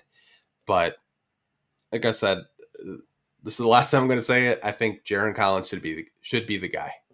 Yeah, I'm looking up Kevin Ali. He has no NBA coaching experience at all. Like he was an assistant coach from 2010 to 2012 at UConn, then the head coach from 2012 to 2018 at UConn, and then 2021 to present day at Overtime Elite. Yeah, I don't even know how he's a finalist. You know what I'm saying? Again, like, I mean, because I don't watch the OTE thing. I thought it was just, I think it's kind of gimmicky. I think it's kind of cool that guys can get paid instead of going to college. That's great. But anyways, it's just, I don't know. Like I said, I'd welcome him, but I feel like Kevin Ali would not be here very long if he was the head coach of the Detroit Pistons. I think he's only reason why he's a finalist is because he played for the Thunder. That's it. Yeah, I mean, like I just said, like he has no NBA coaching experience. So yeah, it definitely feels like that's the reason. And I don't know, I'm out on that. Do we have any Q&A questions? Yeah, well, we do have a couple. Let's see. I'm going through. You don't got to go drain the main vein first. Oh, I do, but it's a question from Bryson. I'll let you answer it. It's a question about Victor Wembanyama. Okay. I'll be right back. Could he be a bust because he's too skinny? I mean, Sean Bradley, I think had like a 14-year career. I'm gonna look this up for you. But no, I've talked about a friend of mine. He was 6'9" when we were in high school. He played college basketball. This dude was like 205 pounds maybe when we were seniors. I used to push him around.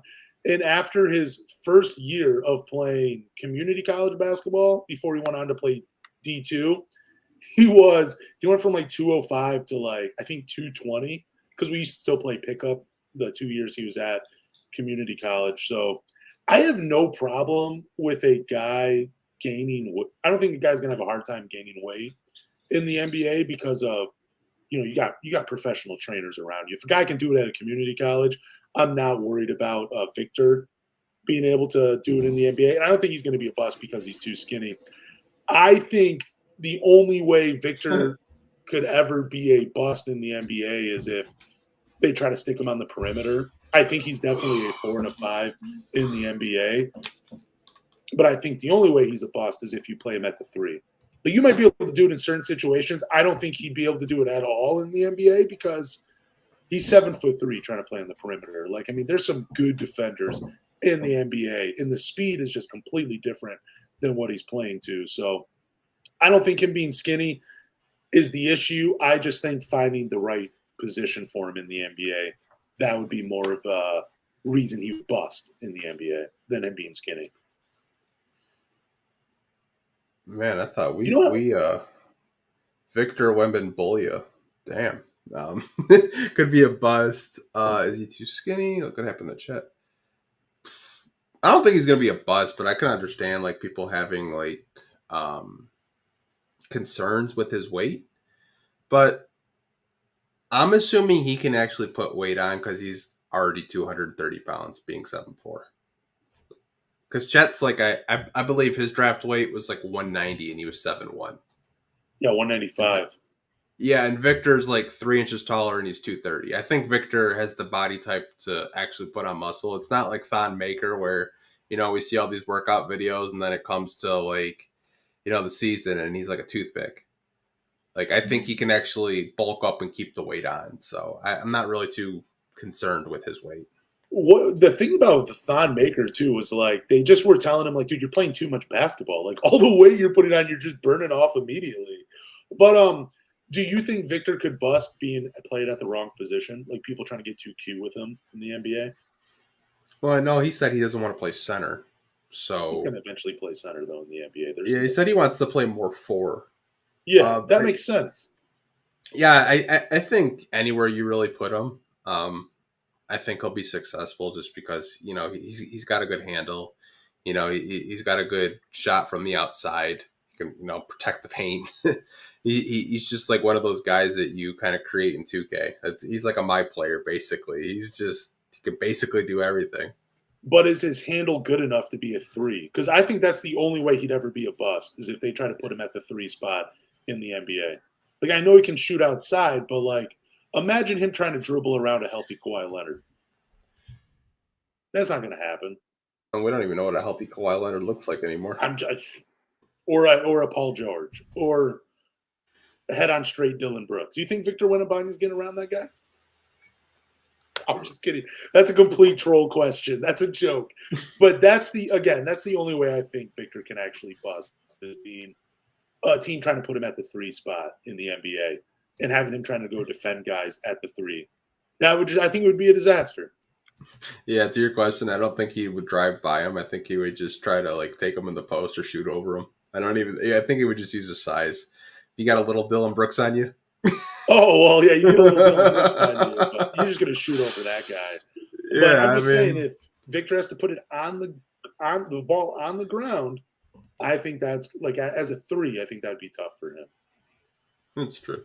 Thanks for the question, Bryce. Appreciate it. We got a question from Big Rich. Have you guys heard anything on Gabriel Procida? You kind of forgot about him there for a minute. I forgot his name. There's so many European players. No, I haven't heard anything new about Gabriel Procida, though, to be honest with you. Like, we kind of talk about him like every other podcast. It seems like he gets brought up. But I haven't heard anything. There's usually a fan on Twitter that usually posts stuff about Gabriel Procida. I have not seen him post anything about Procida in a while. I'll say this: he's probably on the summer league team at the any kind of news that you'll see. Bare minimum, he's on the summer league roster. I don't know if he'll be a 2-way and he spends a year with the Crews, which I would absolutely love because I cover Crews games and that would be awesome. But yeah, I don't know. I don't know if he's going to come over this year, but like I would bank on him to at least try to do a summer league thing. I mean, like Servetus did that and then he went back overseas. Balso did that and then he went back overseas. I think he'll make a summer league roster if anything. Yeah, I do too. I'm going to look him up too. Yeah, I mean, I know his numbers aren't the best, but like I said, European leagues are kind of weird the way they play players. Let's see. Real quick. I'll definitely answer this, but the first thing I found on Gabriel Procida when I Googled him and I typed in news, it says the Detroit Pistons have a rising star in the EuroLeague too. That was the first thing that popped up. I'm done with that. That's silly. Thoughts on Taylor Hendricks? Dude, I love Taylor Hendricks, man. He's my number 4 for this upcoming draft. Like, if the Pistons go number 4, I hope it's Taylor Hendricks. He kind of reminds me of a little bit of Antoine Jameson. I've seen that comparison thrown out there a lot, but I love his defensive versatility, man. This is a guy that legitimately could probably play drop. He could switch. He could be a help side defender. He can make guys uncomfortable on the perimeter. I wouldn't stick him at the 3. That's not his spot. But, I mean, if you switch on him, he's going to make things uncomfortable for perimeter players. Now, I think the biggest weakness, and this is more of like a swing skill for him, it's the ball handling and the shot creation. That's kind of weak, but I don't need him to be a shot creator in Detroit. I need him to play defense and hit open shots on kicks from Jaden Ivey and Cade Cunningham. That's what I want, but I love Taylor Hendricks' game, man. I really do. What about you, though, Anthony? I think he's a good prospect. I think you could possibly see him anywhere between like 6 and 10 in the lottery. I think his outside shooting is something that I think a lot of Pistons fans look at as like, okay, that's 40% from 3 is actually really impressive. But like, I don't know. Other than that, it's hard to kind of grasp because I haven't watched a whole lot of them, so I don't want to give out like a shit ass take and people get pissed. But like I said, he's just kind of been an early riser, so I'm gonna have to watch more film on him. So I don't like I said, I just don't know. I know you're a little bit more, you know him better than I do because he wasn't really on my radar this year. No, it's the defense, though, that you want to watch for, man. It's the defensive versatility. Like, I think he's a better defender than Jarris Walker. And Jarris Walker's defense gets talked about a ton, by draft gurus. But I think Taylor Hendricks is a better defender. And I think the dude has a ton of potential, but it's also a great fit for the Detroit Pistons because there's still a lot of question marks at that 4 spot, even though we still have Isaiah Stewart. We have Jalen Duren at the 5, but we got question marks with Marvin Bagley and James Wiseman. Give me the 19-year-old out of UCF, bro. Yeah. He's going to be like good. I said, He's gonna be good. I haven't really watched too much of him. I'm going to have to do my homework and, watch him more because I see a lot of Pistons fans talking about him. This is a really good question, actually, from Spiral. Shout out to Spiral. What's the gap between a Kuzma versus Cam Johnson? One is better at threes while the other one is a bit versatile as a scorer. Cam Johnson, I feel like if he's not scoring the ball for you, he doesn't disappear. Like, I feel like with Kuzma, if he's not scoring, you almost kind of forget that he's part of the Washington Wizards. I could be wrong about that. I don't watch a lot of Wizards games. That's just what I've heard from other fans. Like, that's why people are kind of like weary about paying him a ton of money, because he's kind of one-dimensional. He's an offensive player. That's what he is. I know some people have talked about his defense. I just don't see it from him. I feel like he has to be more engaged and in a better head spot to be a good defender game in and game out. With Cam Johnson, it's kind of like he's consistent all the way through. Like, if he's not hitting it offensively, he's still going to help your team win. That's what I feel like with Cam Johnson. But, yeah, good question. I think they're two completely different players. I think Cam Johnson is a guy that is a specialist when it comes to three-pointers, where Kuzma, not only can he shoot three-pointers, he can take it to the basket, and he's got kind of a okay mid-range game. But I think the difference in talent, or the gap, is what you said. I think Cam Johnson's more versatile as a player in terms of you can put him at the 3 or 4. He's comfortable at playing both positions. And I think if you're just looking from, a stat standpoint, I think Cam Johnson's more efficient from the outside. He's always been that. Even when he was at North Carolina, he was always a great 3-point shooter. And I think that's why a lot of Pistons fans are very high on Cam Johnson. So I like Kuzma, though, but I just don't see him coming to Detroit. I think he's going to get the bag from whoever pays him this offseason. Maybe it's Washington. Maybe they're stupid enough to do it. I mean, I like Kyle Kuzma's game too, but it's just, I don't know. I feel like if he were to come to Detroit, he would take away from everybody else. Like, I don't want to give him that selfish label, but like, he definitely is more of a me first player than a team first. And I know he was more team oriented when he was with the Lakers, but you kind of got to be that way when you're playing with LeBron. I just think he's a nice player that keeps your team in basketball purgatory. Like, you're not going to win anything with him as your best player, one of your best players, but you're also not going to like lose enough games with him as one of your best players. And I know he won a championship with the Lakers, but again, he was only 24 years old playing in a complementary role off of those guys. Like, he could do it. I just don't know if he wants to do it anymore as an NBA player. Okay, that makes sense. Like I said, I think the only reason why we hear Kyle Kuzma's name with Pistons fans is because he's from Flint. Yeah, he's local. I don't even think, like, if he wasn't from Flint, would they really want him? I mean, with Cam Johnson, yeah.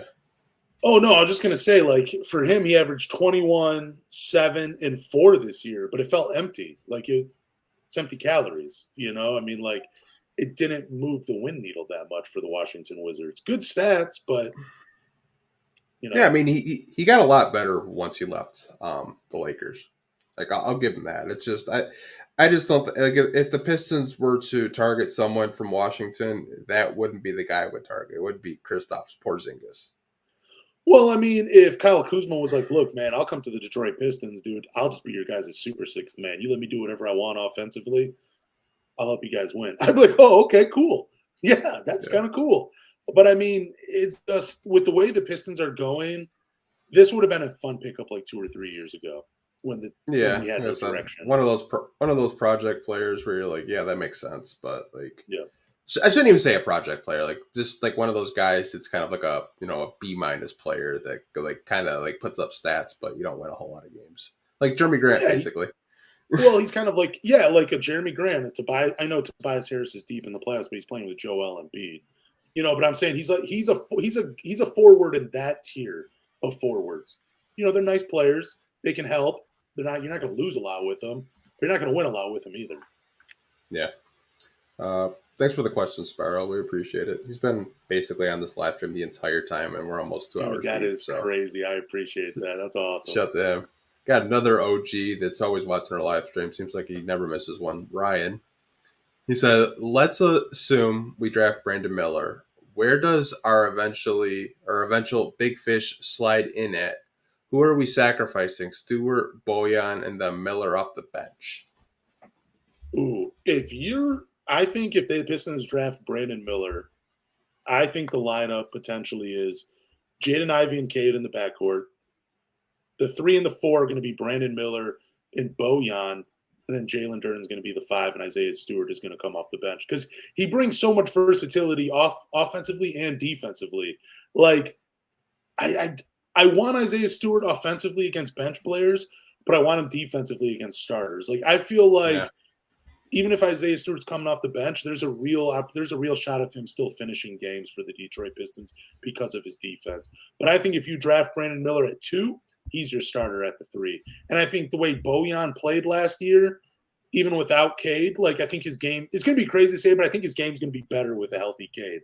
I want to see Bojan play off of him. I think Bojan is too old now. I mean, maybe he could still do it. It sounds crazy saying that because the dude's only like 34 years old. But it seems like he's at that stage in life where he wouldn't be – it would be kind of a weird fit for him being the 6th man. Like, I feel like he should just be a starter from here on out. Yeah, like with that, that's a really great question, Ryan. Let's assume we draft Miller. Okay, if we draft Miller, let's say we're lucky enough to draft Miller.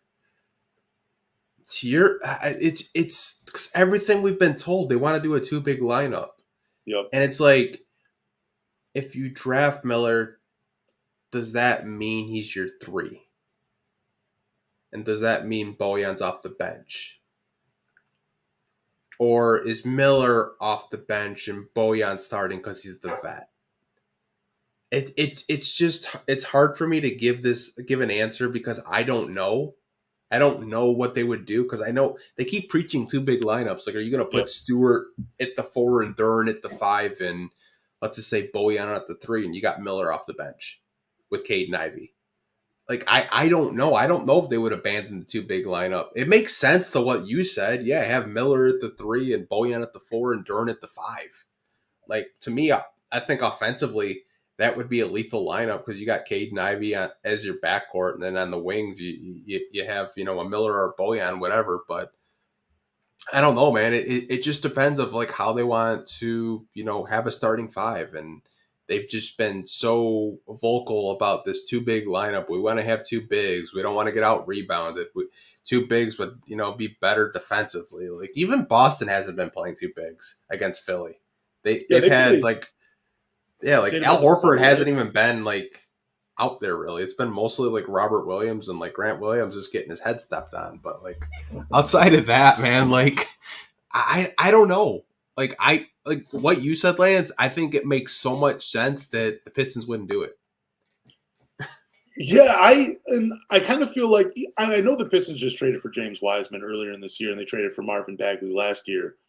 But it's still, I know they keep preaching 2 bigs, but it doesn't feel like they're really going in that direction. They're experimenting with it with a little bit.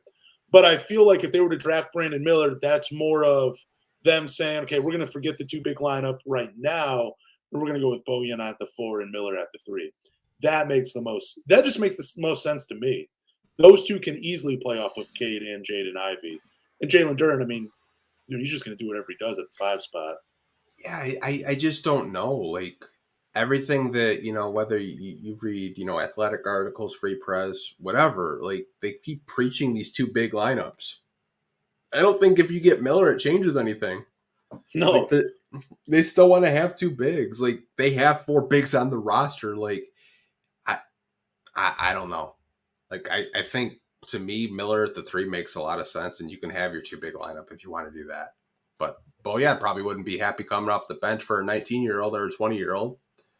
It's just kind of it's interesting. But thanks for the mental gymnastics with this question, Ryan. Yeah. I'm going to be thinking about this a lot now.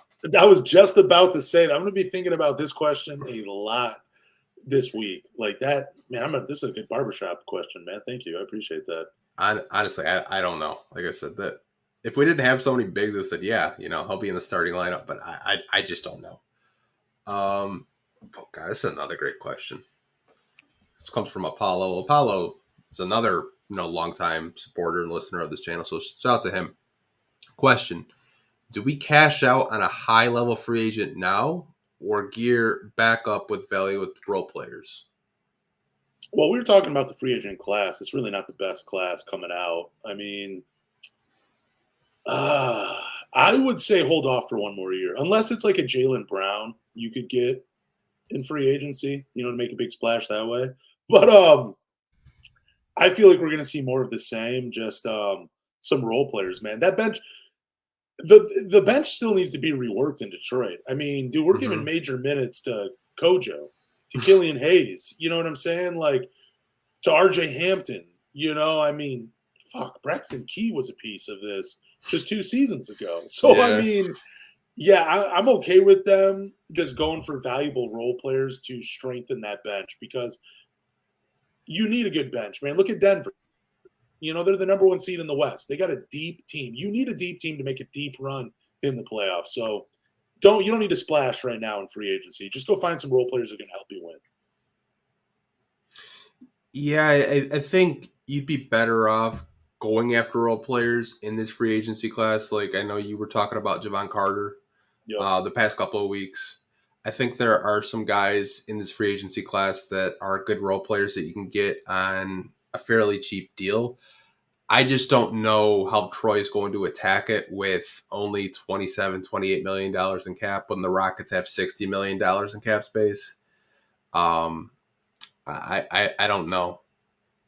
I think to answer your question, I would probably go with valuable role players. Like you said, Corey Joseph's probably not on this team next year. Don't know if Ronnie Magruder is going to be taking a bench spot this year. Who knows? Hopefully. I like Ronnie Magruder a lot. I think he's a good vet. Don't really, hear anything bad about him. And all the players seem to love him. But I would probably go more role players to kind of fill that bench. Veteran role players, much like, a Bojan and Alec Burks to, teach these, young kids how to win. Yep. I mean, I wouldn't even mind them taking a chance on like some guys that haven't had a real opportunity. Like I've thrown his name out plenty of times, Darius Blaisley. Like I would not have a problem with the Pistons signing him and just seeing what he could do for a year or two. That would be cool. I wouldn't mind the Pistons going that direction, but I don't see them cashing out on a high-level free agent right now. Yeah, like I said, I think the best free agent is like James Harden and Kyrie Irving, and I like even though James Harden's a bucket, and there's rumors of him going to Houston. I don't know, man. I think he likes Philly personally. Dude, I mean, you get to play with Joel Embiid. Like, come on, man. You have the best chance to win in Philly. Yeah, I mean, I know the strip clubs aren't the best, but I mean, like. I just can't believe that is like I really hope I mean I know we joke about it but I really hope that's not the reason he wants to go back to Houston. Like I hope it's basketball related more than anything. No, like would you rather play with Jabari Smith and Jalen Green or Joel Embiid? I think I'm taking Embiid, because we're going to be in the playoffs.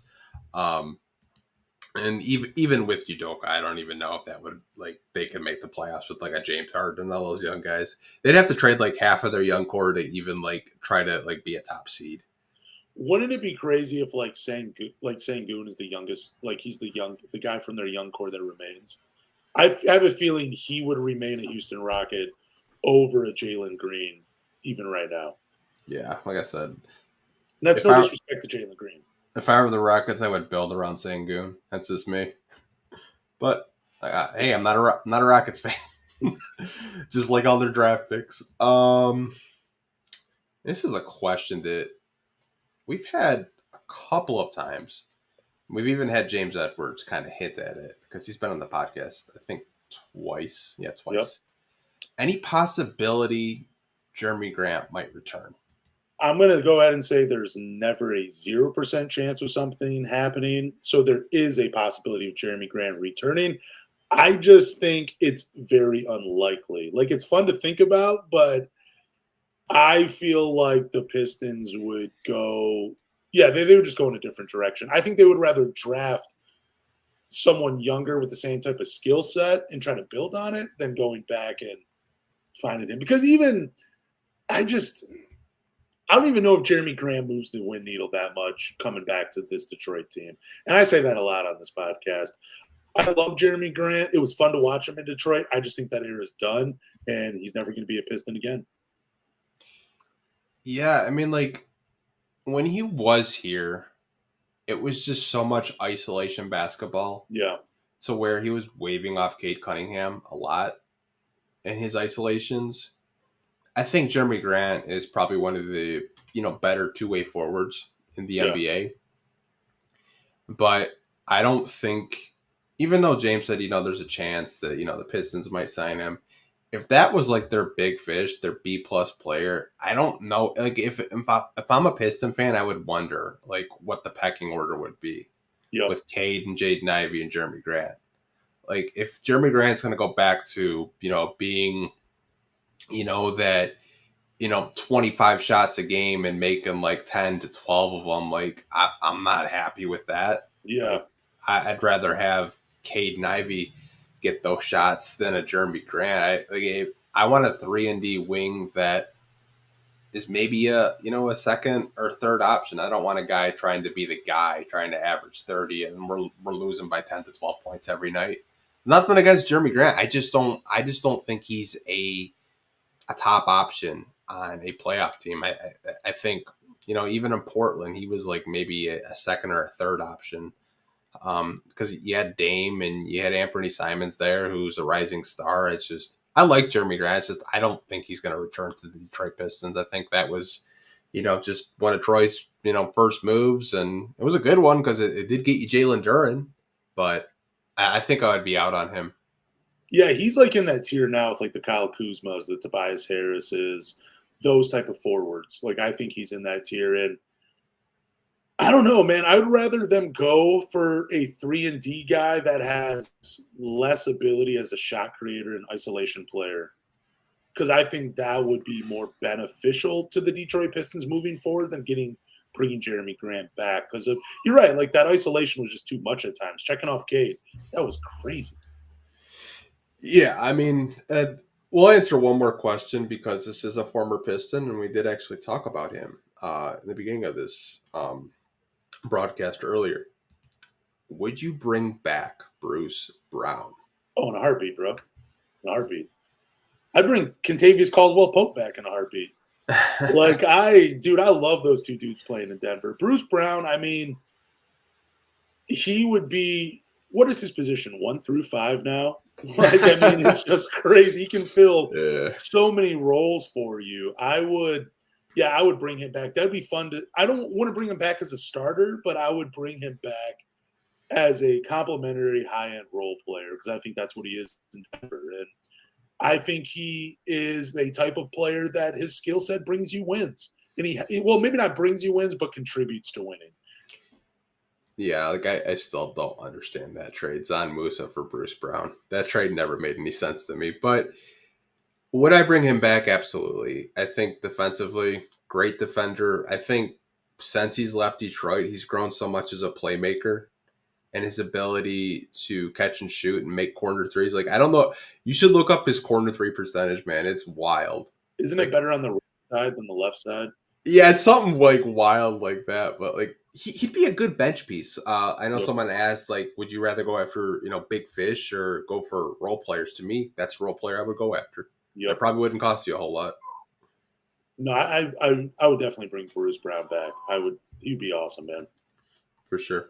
But we've almost been on for 2 hours, which I feel like every podcast is almost 2 hours since we've started this. It's insane, but still have almost 80 people watching, which thank you guys for that. Yep. Appreciate it a lot. Why don't you tell the people where they can find the podcast and give it a rating? Yep. Thank you guys for listening to the Pistons Talk Podcast. Do us a favor, go to Google, Apple, Spotify, or wherever you listen to podcasts and subscribe. After you subscribe, leave a review, drop a rating, but more importantly, tell a Pistons fan. See you guys next